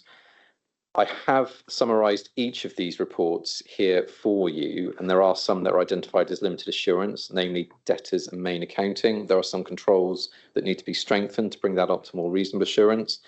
But I've also given a little bit of narrative of the journey, because one of the things I would say, looking from April 23 to March 24, there was a massive change in the control environment in terms of an improvement. Hopefully the narrative helps shape that picture that shows that there were significant control weaknesses throughout April, May from a key financial control system, particularly because of the impact of implementing a new finance system and of the impact of LGR and officers leaving. The one I would draw your attention to, though, from a 24-25 budget point of view, is we have gone into the financial control budget planning assumptions in a lot of detail. What I can say is that the detailed demand modelling and cost modelling that was used for forming the 24-25 budgeting process, we think was very robust and does give a good baseline for ensuring that you've got a secure 24-25 budget. What I would say is there is some room for improvement, and that is highlighted in our report, particularly around some of the nuances around risk that should be coming potentially to this committee, and that is detailed in our report, which you're more than welcome to click on the links and see in more detail. I won't go into any of the detail, but happy to take any questions from members on any of those areas. Lindy? On page 117, I suppose the numbers need to add up, but it looks like, for instance, the red ones in the graph adds up to 27, whereas on the right-hand side it adds up to 28, but there are more differences. If you add the yellow ones, it's 143 on the graphs versus 158, maybe just to update that. And then on page 118, some of the reasons for for adding more audits, 13 audits is request for audit assurance work. So I think as an audit committee member, we just need to maybe get a little bit better grasp of why. Was there additional risk? Because we need to keep track of hours and what's important and what's high risk and what need to be audited. I'm not saying that this isn't right, but just for a bit of assurance to know the reasoning, not request for audit assurance, but just a bit more reason on why did you add certain audits quite a lot. If we can get that. Thank you, Chair. Alistair? Yep. So just taking those questions in order. So the dashboard is a Power BI dashboard. I will probably have to speak to our team that pull it together to understand why those figures aren't going through correctly. In terms of the updates and changes to the audit plan, I do agree with you. There is a reason I've limited some of the narrative on that in this particular point, but I'm happy to push that out to you as an audit committee, but it would be under confidential information if that's okay.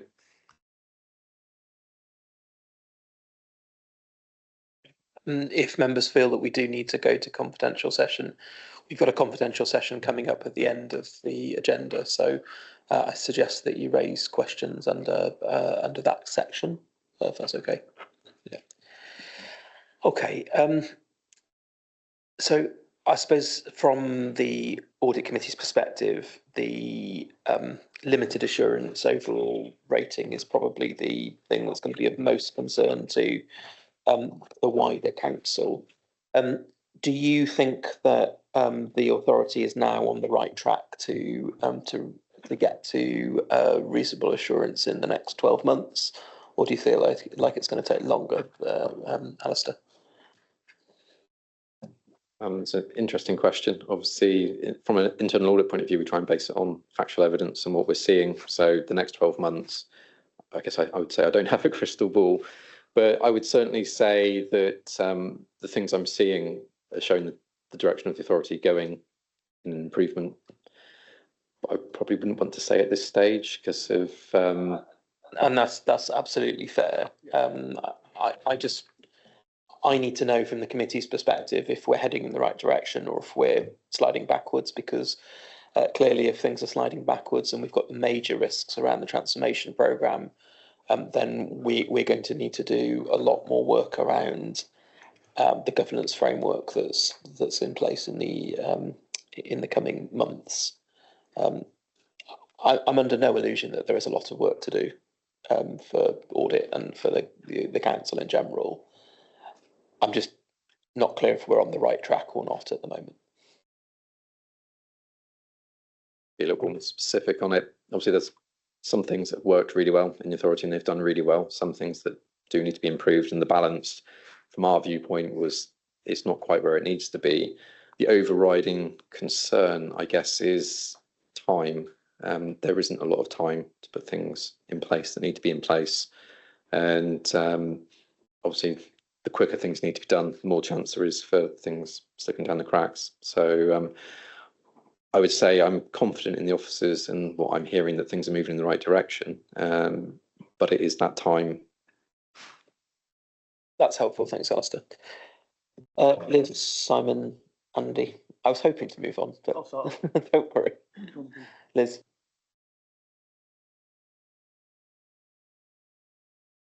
Thank you. I just wanted to make the point on page 121, pupil referral units, and a lack of assurance there, because I don't have enough work to do. I have until very recently been on the management committee of one of the pupil referral units. And once my colleague, Councillor Heather Shearer, can back me up with this, once it was understood where that PRU was in terms of governance, officers moved really quickly and really effectively. So I think there are issues about timescale. I completely accept that. But I think also there are issues about information coming to the right person and then that person being able to put in place everything. So this is dated June 24. I cannot tell you how much work has happened since June 24. So I just hope that you can take some assurance from that individual case. Simon. Thank you, Chair.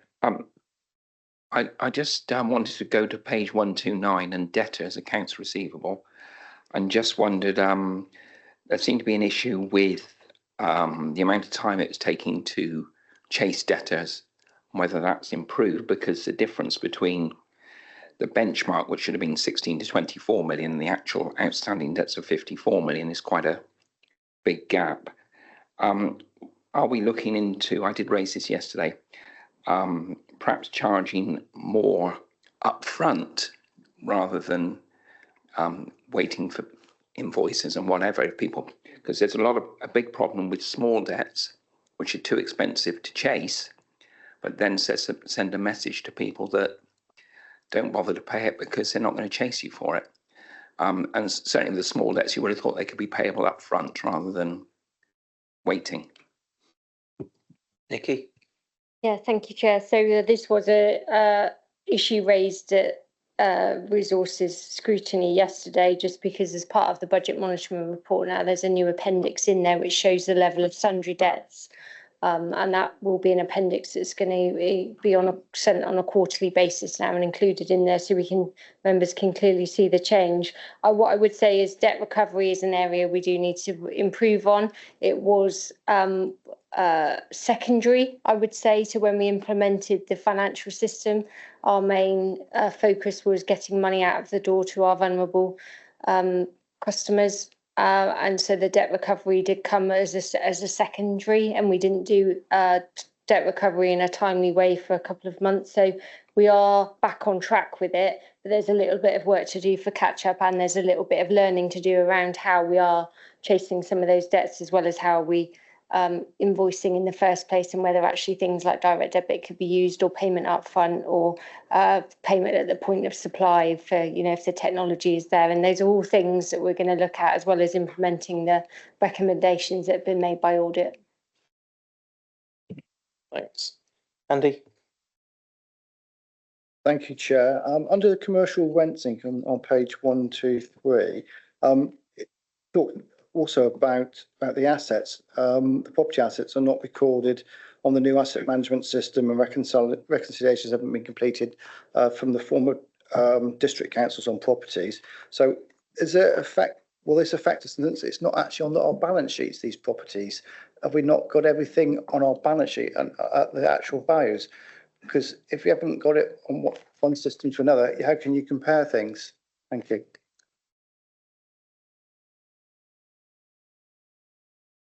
I wasn't aware that was the case, because there's a new there's a new Capita. I think it's Capita. It was TechForge was the new asset system that was put in place for the new council, for the amalgamation of all of that data in there.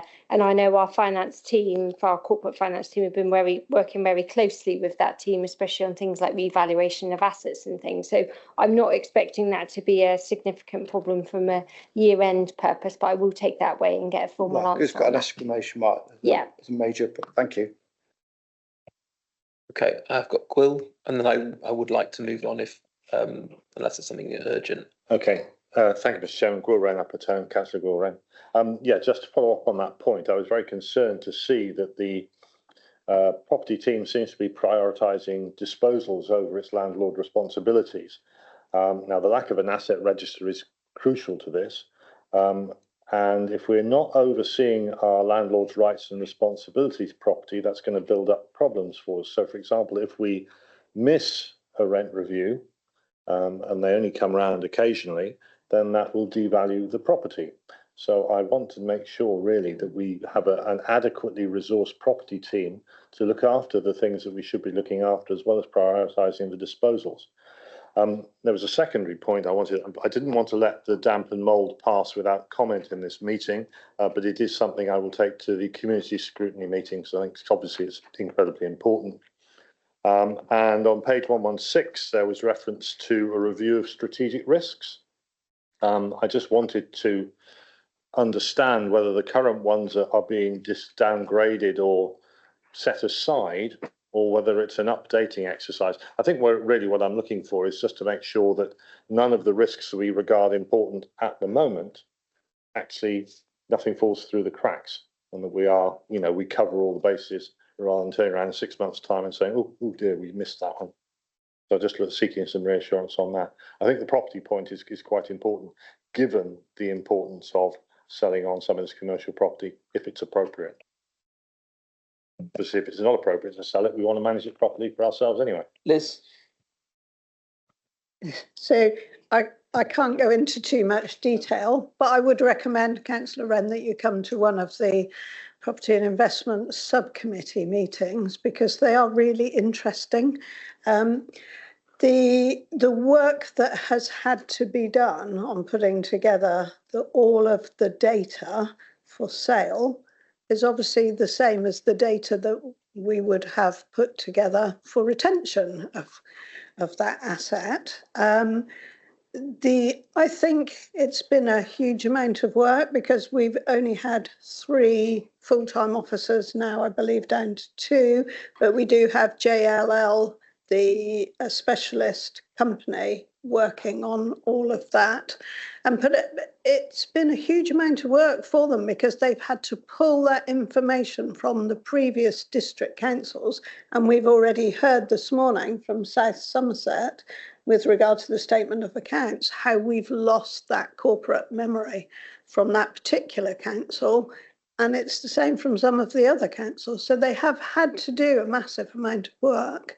I look forward to the next executive subcommittee. I can't find the date at the moment, but I will make sure that you do get that date. And I think all of these things from audit need to go through to that executive subcommittee to ensure that they are addressed on the next agenda. Thanks. As a retired property surveyor, I'm absolutely not underestimating the scale of the task and the challenge in front of them. I'm seriously concerned whether we have the resources to do it properly. I think that's where my main concern. But hey, that's a problem you could point at almost any aspect of the council at the moment. But it's given the seriousness of the property for portfolio, managing it correctly, I think that needs to be looked at. Likewise, having 2 members of staff overseeing hundreds of millions of pounds of property and a significant disposal programme feels a bit light. Sorry. No. Quite. All right, I'm going to move on, unless anyone's got any final burning question. No. Okay. So, members happy to note the internal audit plan. Yeah. Perfect. So, moving on to item 11, which is the going concern assessment. So, over to Nikki. Actually, you've got Jason on screen if you look up. Oh, there's a blast from the past. Hello, Jason. Good morning. Yeah, I'll just introduce this report.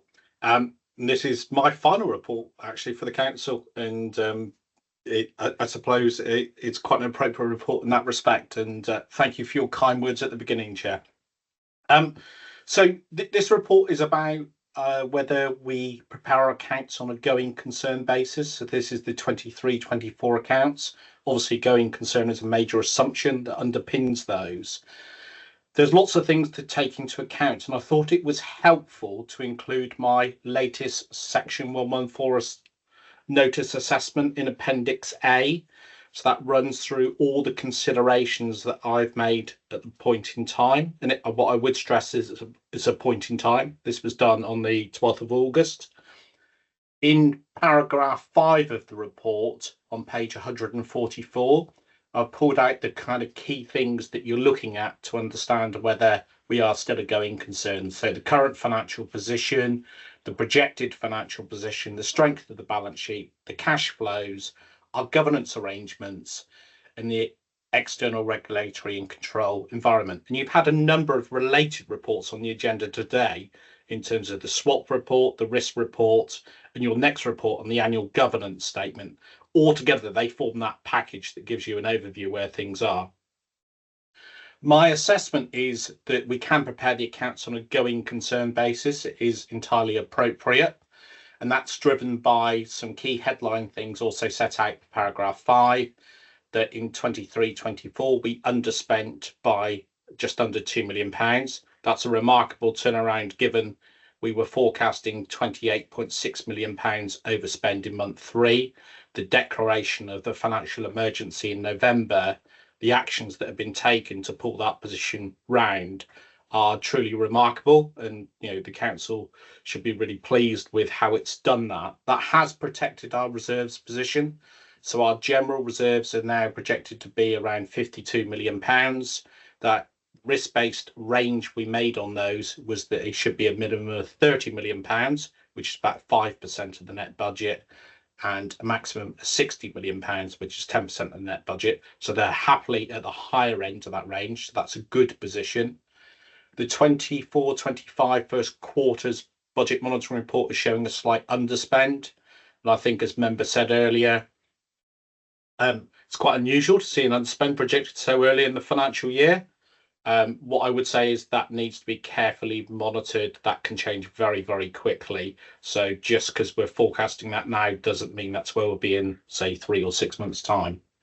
And the council has approved a financial strategy, and the work being done with SITFA has been looking at that, etc. So hopefully the report is helpful in terms of setting out all of those things that I've taken into account, and provides members with some assurance at this point in time that we can prepare the accounts on a going concern basis. Happy to take any questions or clarify any points, Chair. Right, so any questions? You've stunned them into silence, Jason. Oh, hello, Richard.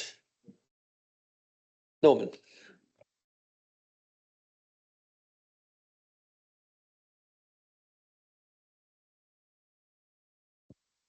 My apologies about this, Mr. Chairman. Norman Calvert, sorry, I should say first. But it is page 154. It's a summation of borrowing that is done at the time. And I noticed that there was an input into the year, quite substantial input, of some 190.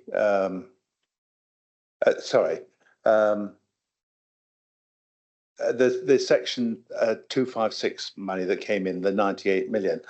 Adding it all up, we've got a total here at the end of the sheet that says we've got a reduction in our total borrowing. But if you put in the payback, there must have been therefore some additional borrowing within the year.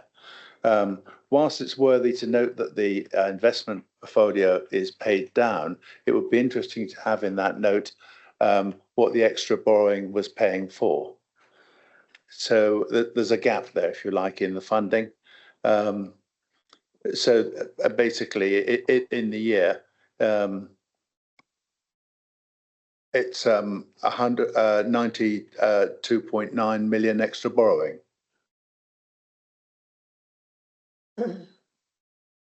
Yeah, so in terms of this part, just looking, one of the concerns in terms of Section 114 statement, you'll see this in other councils that have issued such a notice, is their high level of borrowing. So it's obviously an area the council needs to keep a watchful eye on.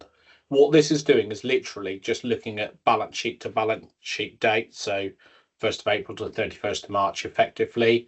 It shows that the overall debt actually reduced by about £10 million during the year, from £803.7 million down to the 793. On the investment side, so underneath that table, we started the year with £295 million worth of Treasury investments. They were reduced down by the 103.6 down to 192.5. However, the majority of that was the payment of the Section 256 monies to the NHS. So actually the Treasury management position overall, when you take it into account, hasn't actually changed a huge lot over the year. So that's actually a good sign in terms of borrowing isn't running away with you. Clearly, any borrowing is related to agreed expenditure, namely the capital programme is the main driver of the borrowing. There has been quite a shift between the short and long-term borrowing as we look to align the portfolio over the year, and that work will continue. Chair, I just wanted to make the point that sometimes these terms can be confusing. So if you look at the first bit of the Treasury management, that is in effect your mortgage. And then that second paragraph to which Jason's just been referring is your deposit account. And where it says investment portfolio, we talk about commercial investments portfolio. That's completely different again. But this particular inherited investment portfolio is the money that each of the 5 councils had invested in different places. I think a subheading there would help on future reports. I'm sure that's noted. Was there another hand up? Oh, Richard. Yeah, this is quite a risky question in many respects. I'm not asking the new financial officer to mark your homework, Jason. However, I did note very much a nodding of the head when you spoke about the need to monitor the forecast underspend for next year, and the nodding is continuing. I just wonder about how comfortable the new financial officer is with that line in the which apologies for the question, Jason. It's no way aimed as a slight at you, but I just want to understand the forward thinking. Maria Christophe, Interim Chief Finance Officer. I wholly agree with Jason. We have to stay on top of the in-year position, the monitoring of what's happening currently. If it moves in the right direction, namely moves into an underspend position, because actually we're using contingency of 6 million to get to this position, which is just under a balanced position. We want to be in a position where we're underspending. We're not having to utilise the contingency really, and that will enable us to transfer money into reserves, which will bolster up our financial resilience. We've obviously allocated from the reserves in balancing the budget as well as the capitalisation directive. So I think Jason's absolutely right. I think everyone understands that we need to monitor the in-year position and that we will have some challenges and pressures that may emerge, but we need to have resolution for them and mitigating actions to pull them back.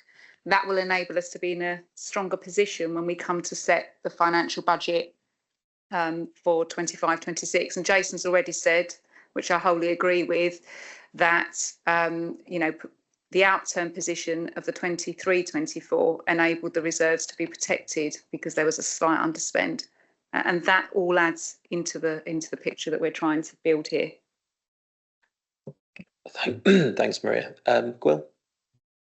Yeah, just to follow up on that point, if we've got to where we are with a slight underspend, I'm assuming we won't have spent all the contingency, but we will have earmarked it against expenditure throughout the year.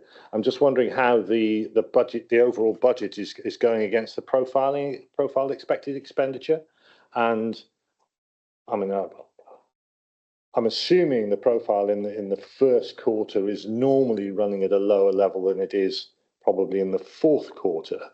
But I just wondered what the match between expenditure and profile was at this point. Probably fairest to ask Jason to answer that. Yeah, so I think in terms of profile and accurate profiles of budget, there's still a huge amount to do. The council is a complex organisation. You've got lots of different budgets within there that all have very different profiles. So you will see some spend more money at the beginning of the year and some spend more at the end of the year, and some will generate more income during the summer, etc. So it's not a straightforward answer. In terms of the budget monitoring report that is done, that's always focused on what the outturn position is. So what do people take into account spend to date and known profiles project they'll be at year end? So that's where the small underspend of £200,000 has come from at this stage. So if everything went according to plan, we'd come in slightly under budget. But as Maria said, you actually are using a bit of contingency to get there. You don't want to be in that position. You want to bolster reserves. So I think my kind of assessment of things at the moment, and I guess it's kind of my parting shot to the committee, is it's kind of okay at the moment when you look at it. But this, reserves are okay. You underspending, you underspent the previous year. So you could go, everything's perfect. It's really not. There is a lot of moving parts here. And I think the downside risk of it going wrong is higher than the upside risk of it going right, and therefore needs careful attention across the year and across all committees, both scrutiny, the executive and audit as well, because this could go horribly wrong very, very quickly if people take their eye off the ball. There's a lot to be delivered in a short space of time. I think after 38 years in local government, that's a very appropriate point at which to leave you, Jason. Thank you so much for everything and good luck with the next chapter. Take care. Thank you. All right, members, moving on to item 12, which is the annual governance statement. Scott, are you going to present this or are you... Thank you, Chair, and welcome, members. I suppose, again, just in terms of some brevity, I'm conscious of time. I know you've still got a number of items left. You'll appreciate that with the agenda pack, there's quite a number of documents that make up the annual governance statement. There was also a supporting presentation. I'd probably just suggest, rather than me take you through that presentation slide by slide, if you want to refer to that as a sort of helpful summary as we work through. I think the important point to stress is the point about good governance. For me, that point is really about something which is not necessarily nice to do. It's something which is essential for organisations, particularly quite large, complex organisations like Somerset Council. Good governance as a term, you've heard it a lot. You'll hear it a lot in terms of the audit reports. You'll also hear it in terms of external publications. What we mean when we're looking at the annual governance statement, though, is the framework and processes by which our council is led, directed, the controls that are in place, and how people are held to account in terms of that accountability.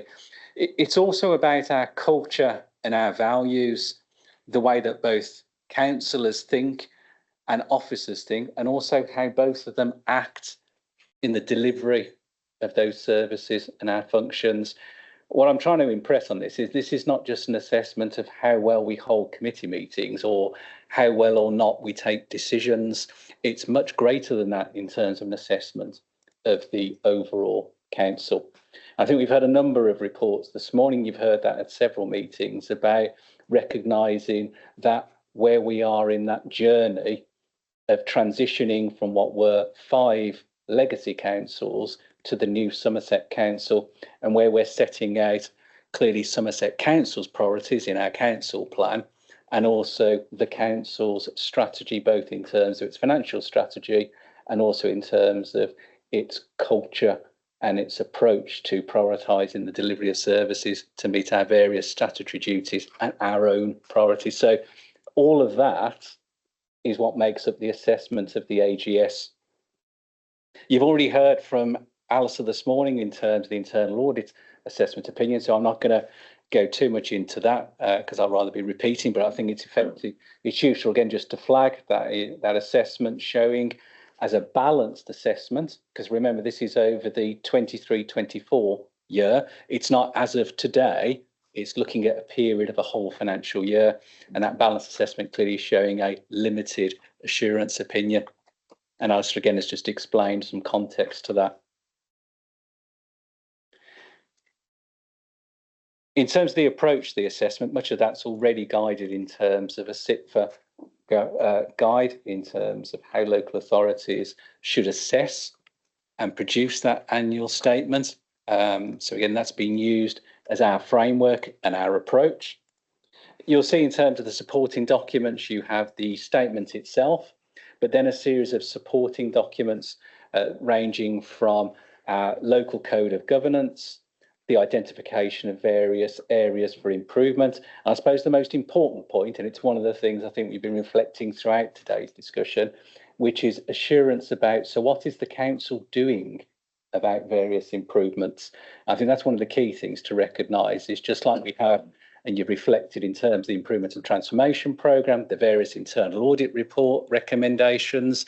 The most important point to stress is the actions that the council's taking in terms of recognising areas where it needs to improve and what it's going to do about that, who's going to be accountable for dealing with those improvements, and when will those improvements be made.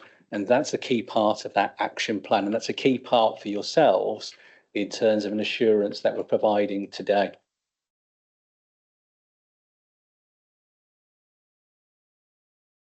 You'll note in that action plan, again, in terms of the evidence base has been drawn not only from our internal audit opinions, also from external audit, but also annual statements from each of the current 7 executive directors for the 23-24 year and their areas of responsibility. So all of that has formed part of that evidence base that's been used.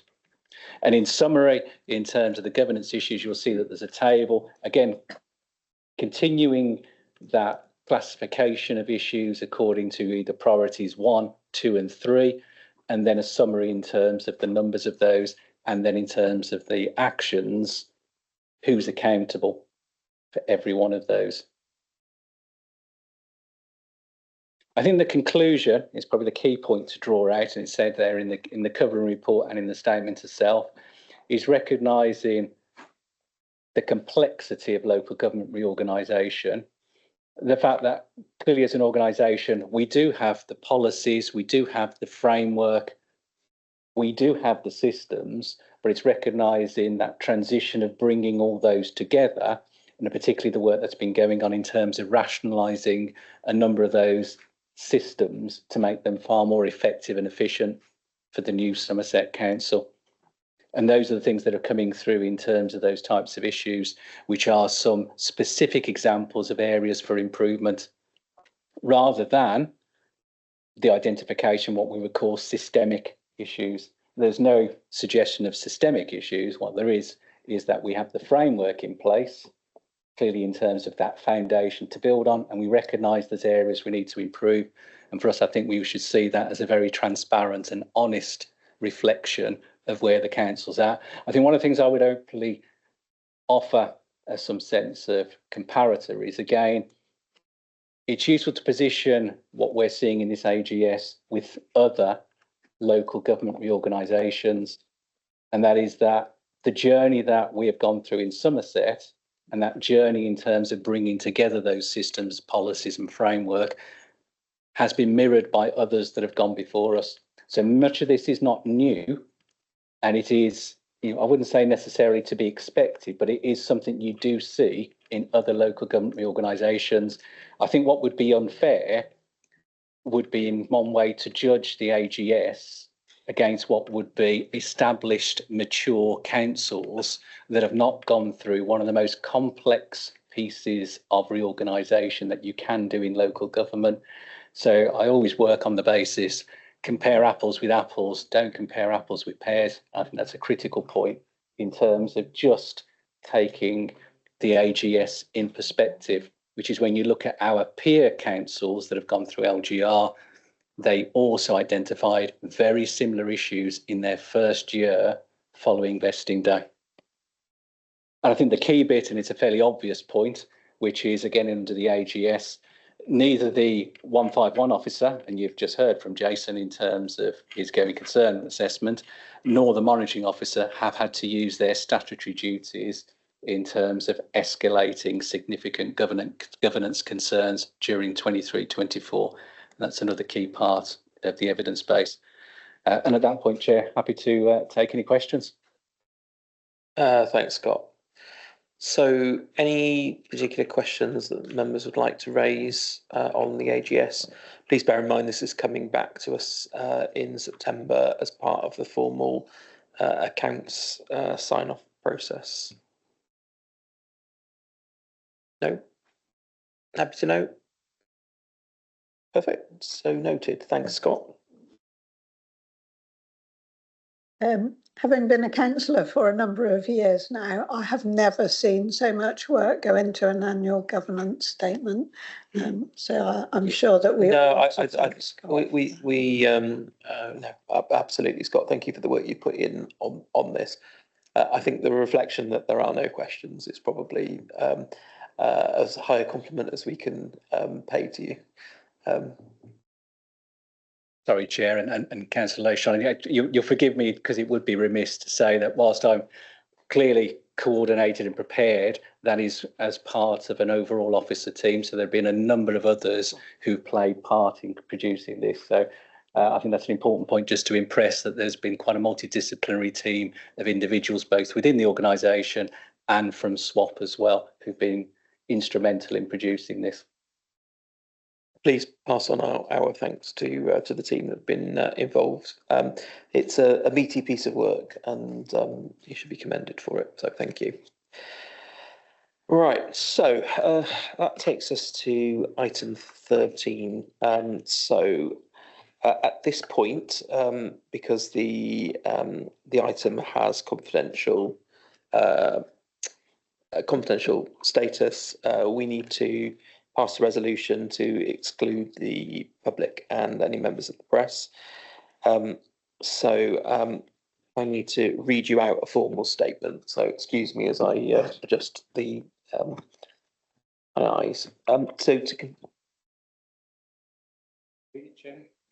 if you could, Scott, that would be helpful. Yeah, just for the benefit of the committee, before you progress to discuss and debate this item, you're asked to exclude the press and public by considering passing a resolution having been duly proposed and seconded under Schedule 12A of the Local Government Act 1972 to exclude the press and public from the meeting on the basis that if they were present during the business to be transacted, there would be a likelihood of disclosure of exempt information within the meaning of Schedule 12A to the Local Government Act 1972. The reasons that are cited are information relating to the financial or business affairs of any particular person. That includes the authority holding that information. And at that point, Chair, I think you're going to call for a proposer and a seconder for the committee then to vote upon it. So I've got a proposer in Andy, a seconder in Tim. All those in favour? Okay, passed unanimously. So we'll just give the officers a moment. Thank you, members of the public who have joined us online today.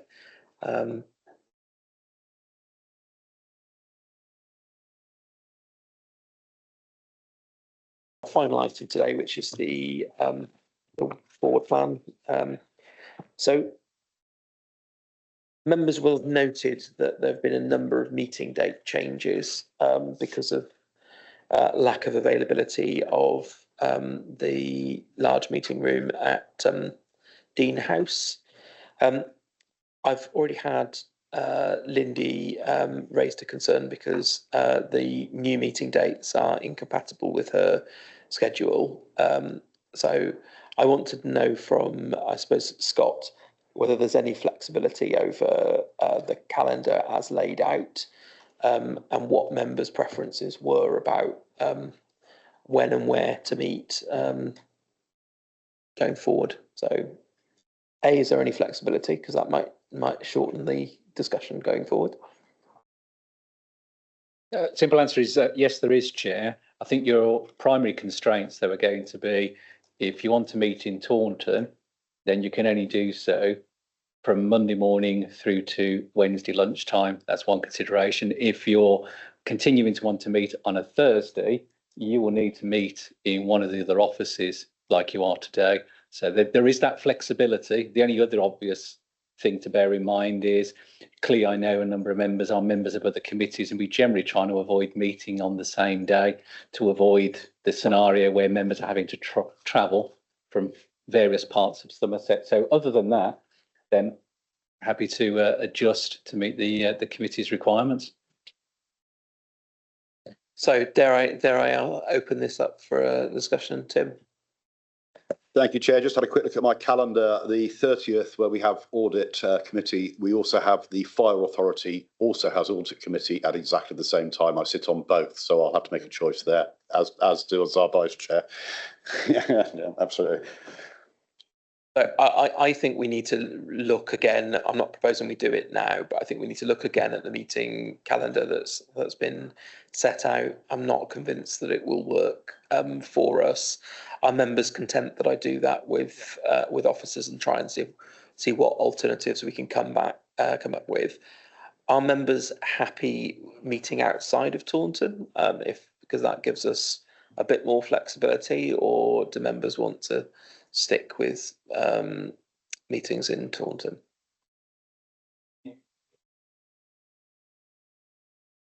Yeah, so I know Rosemary and Mandy have got a long distance to travel.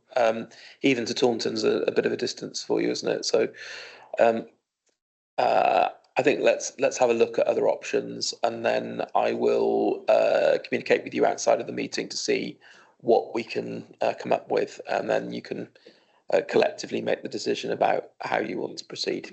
Okay. I'd like to close the meeting formally and just thank you all for your hard work again today. I think we've covered quite a lot of ground. Thank you for your cooperation, and enjoy the rest of the day.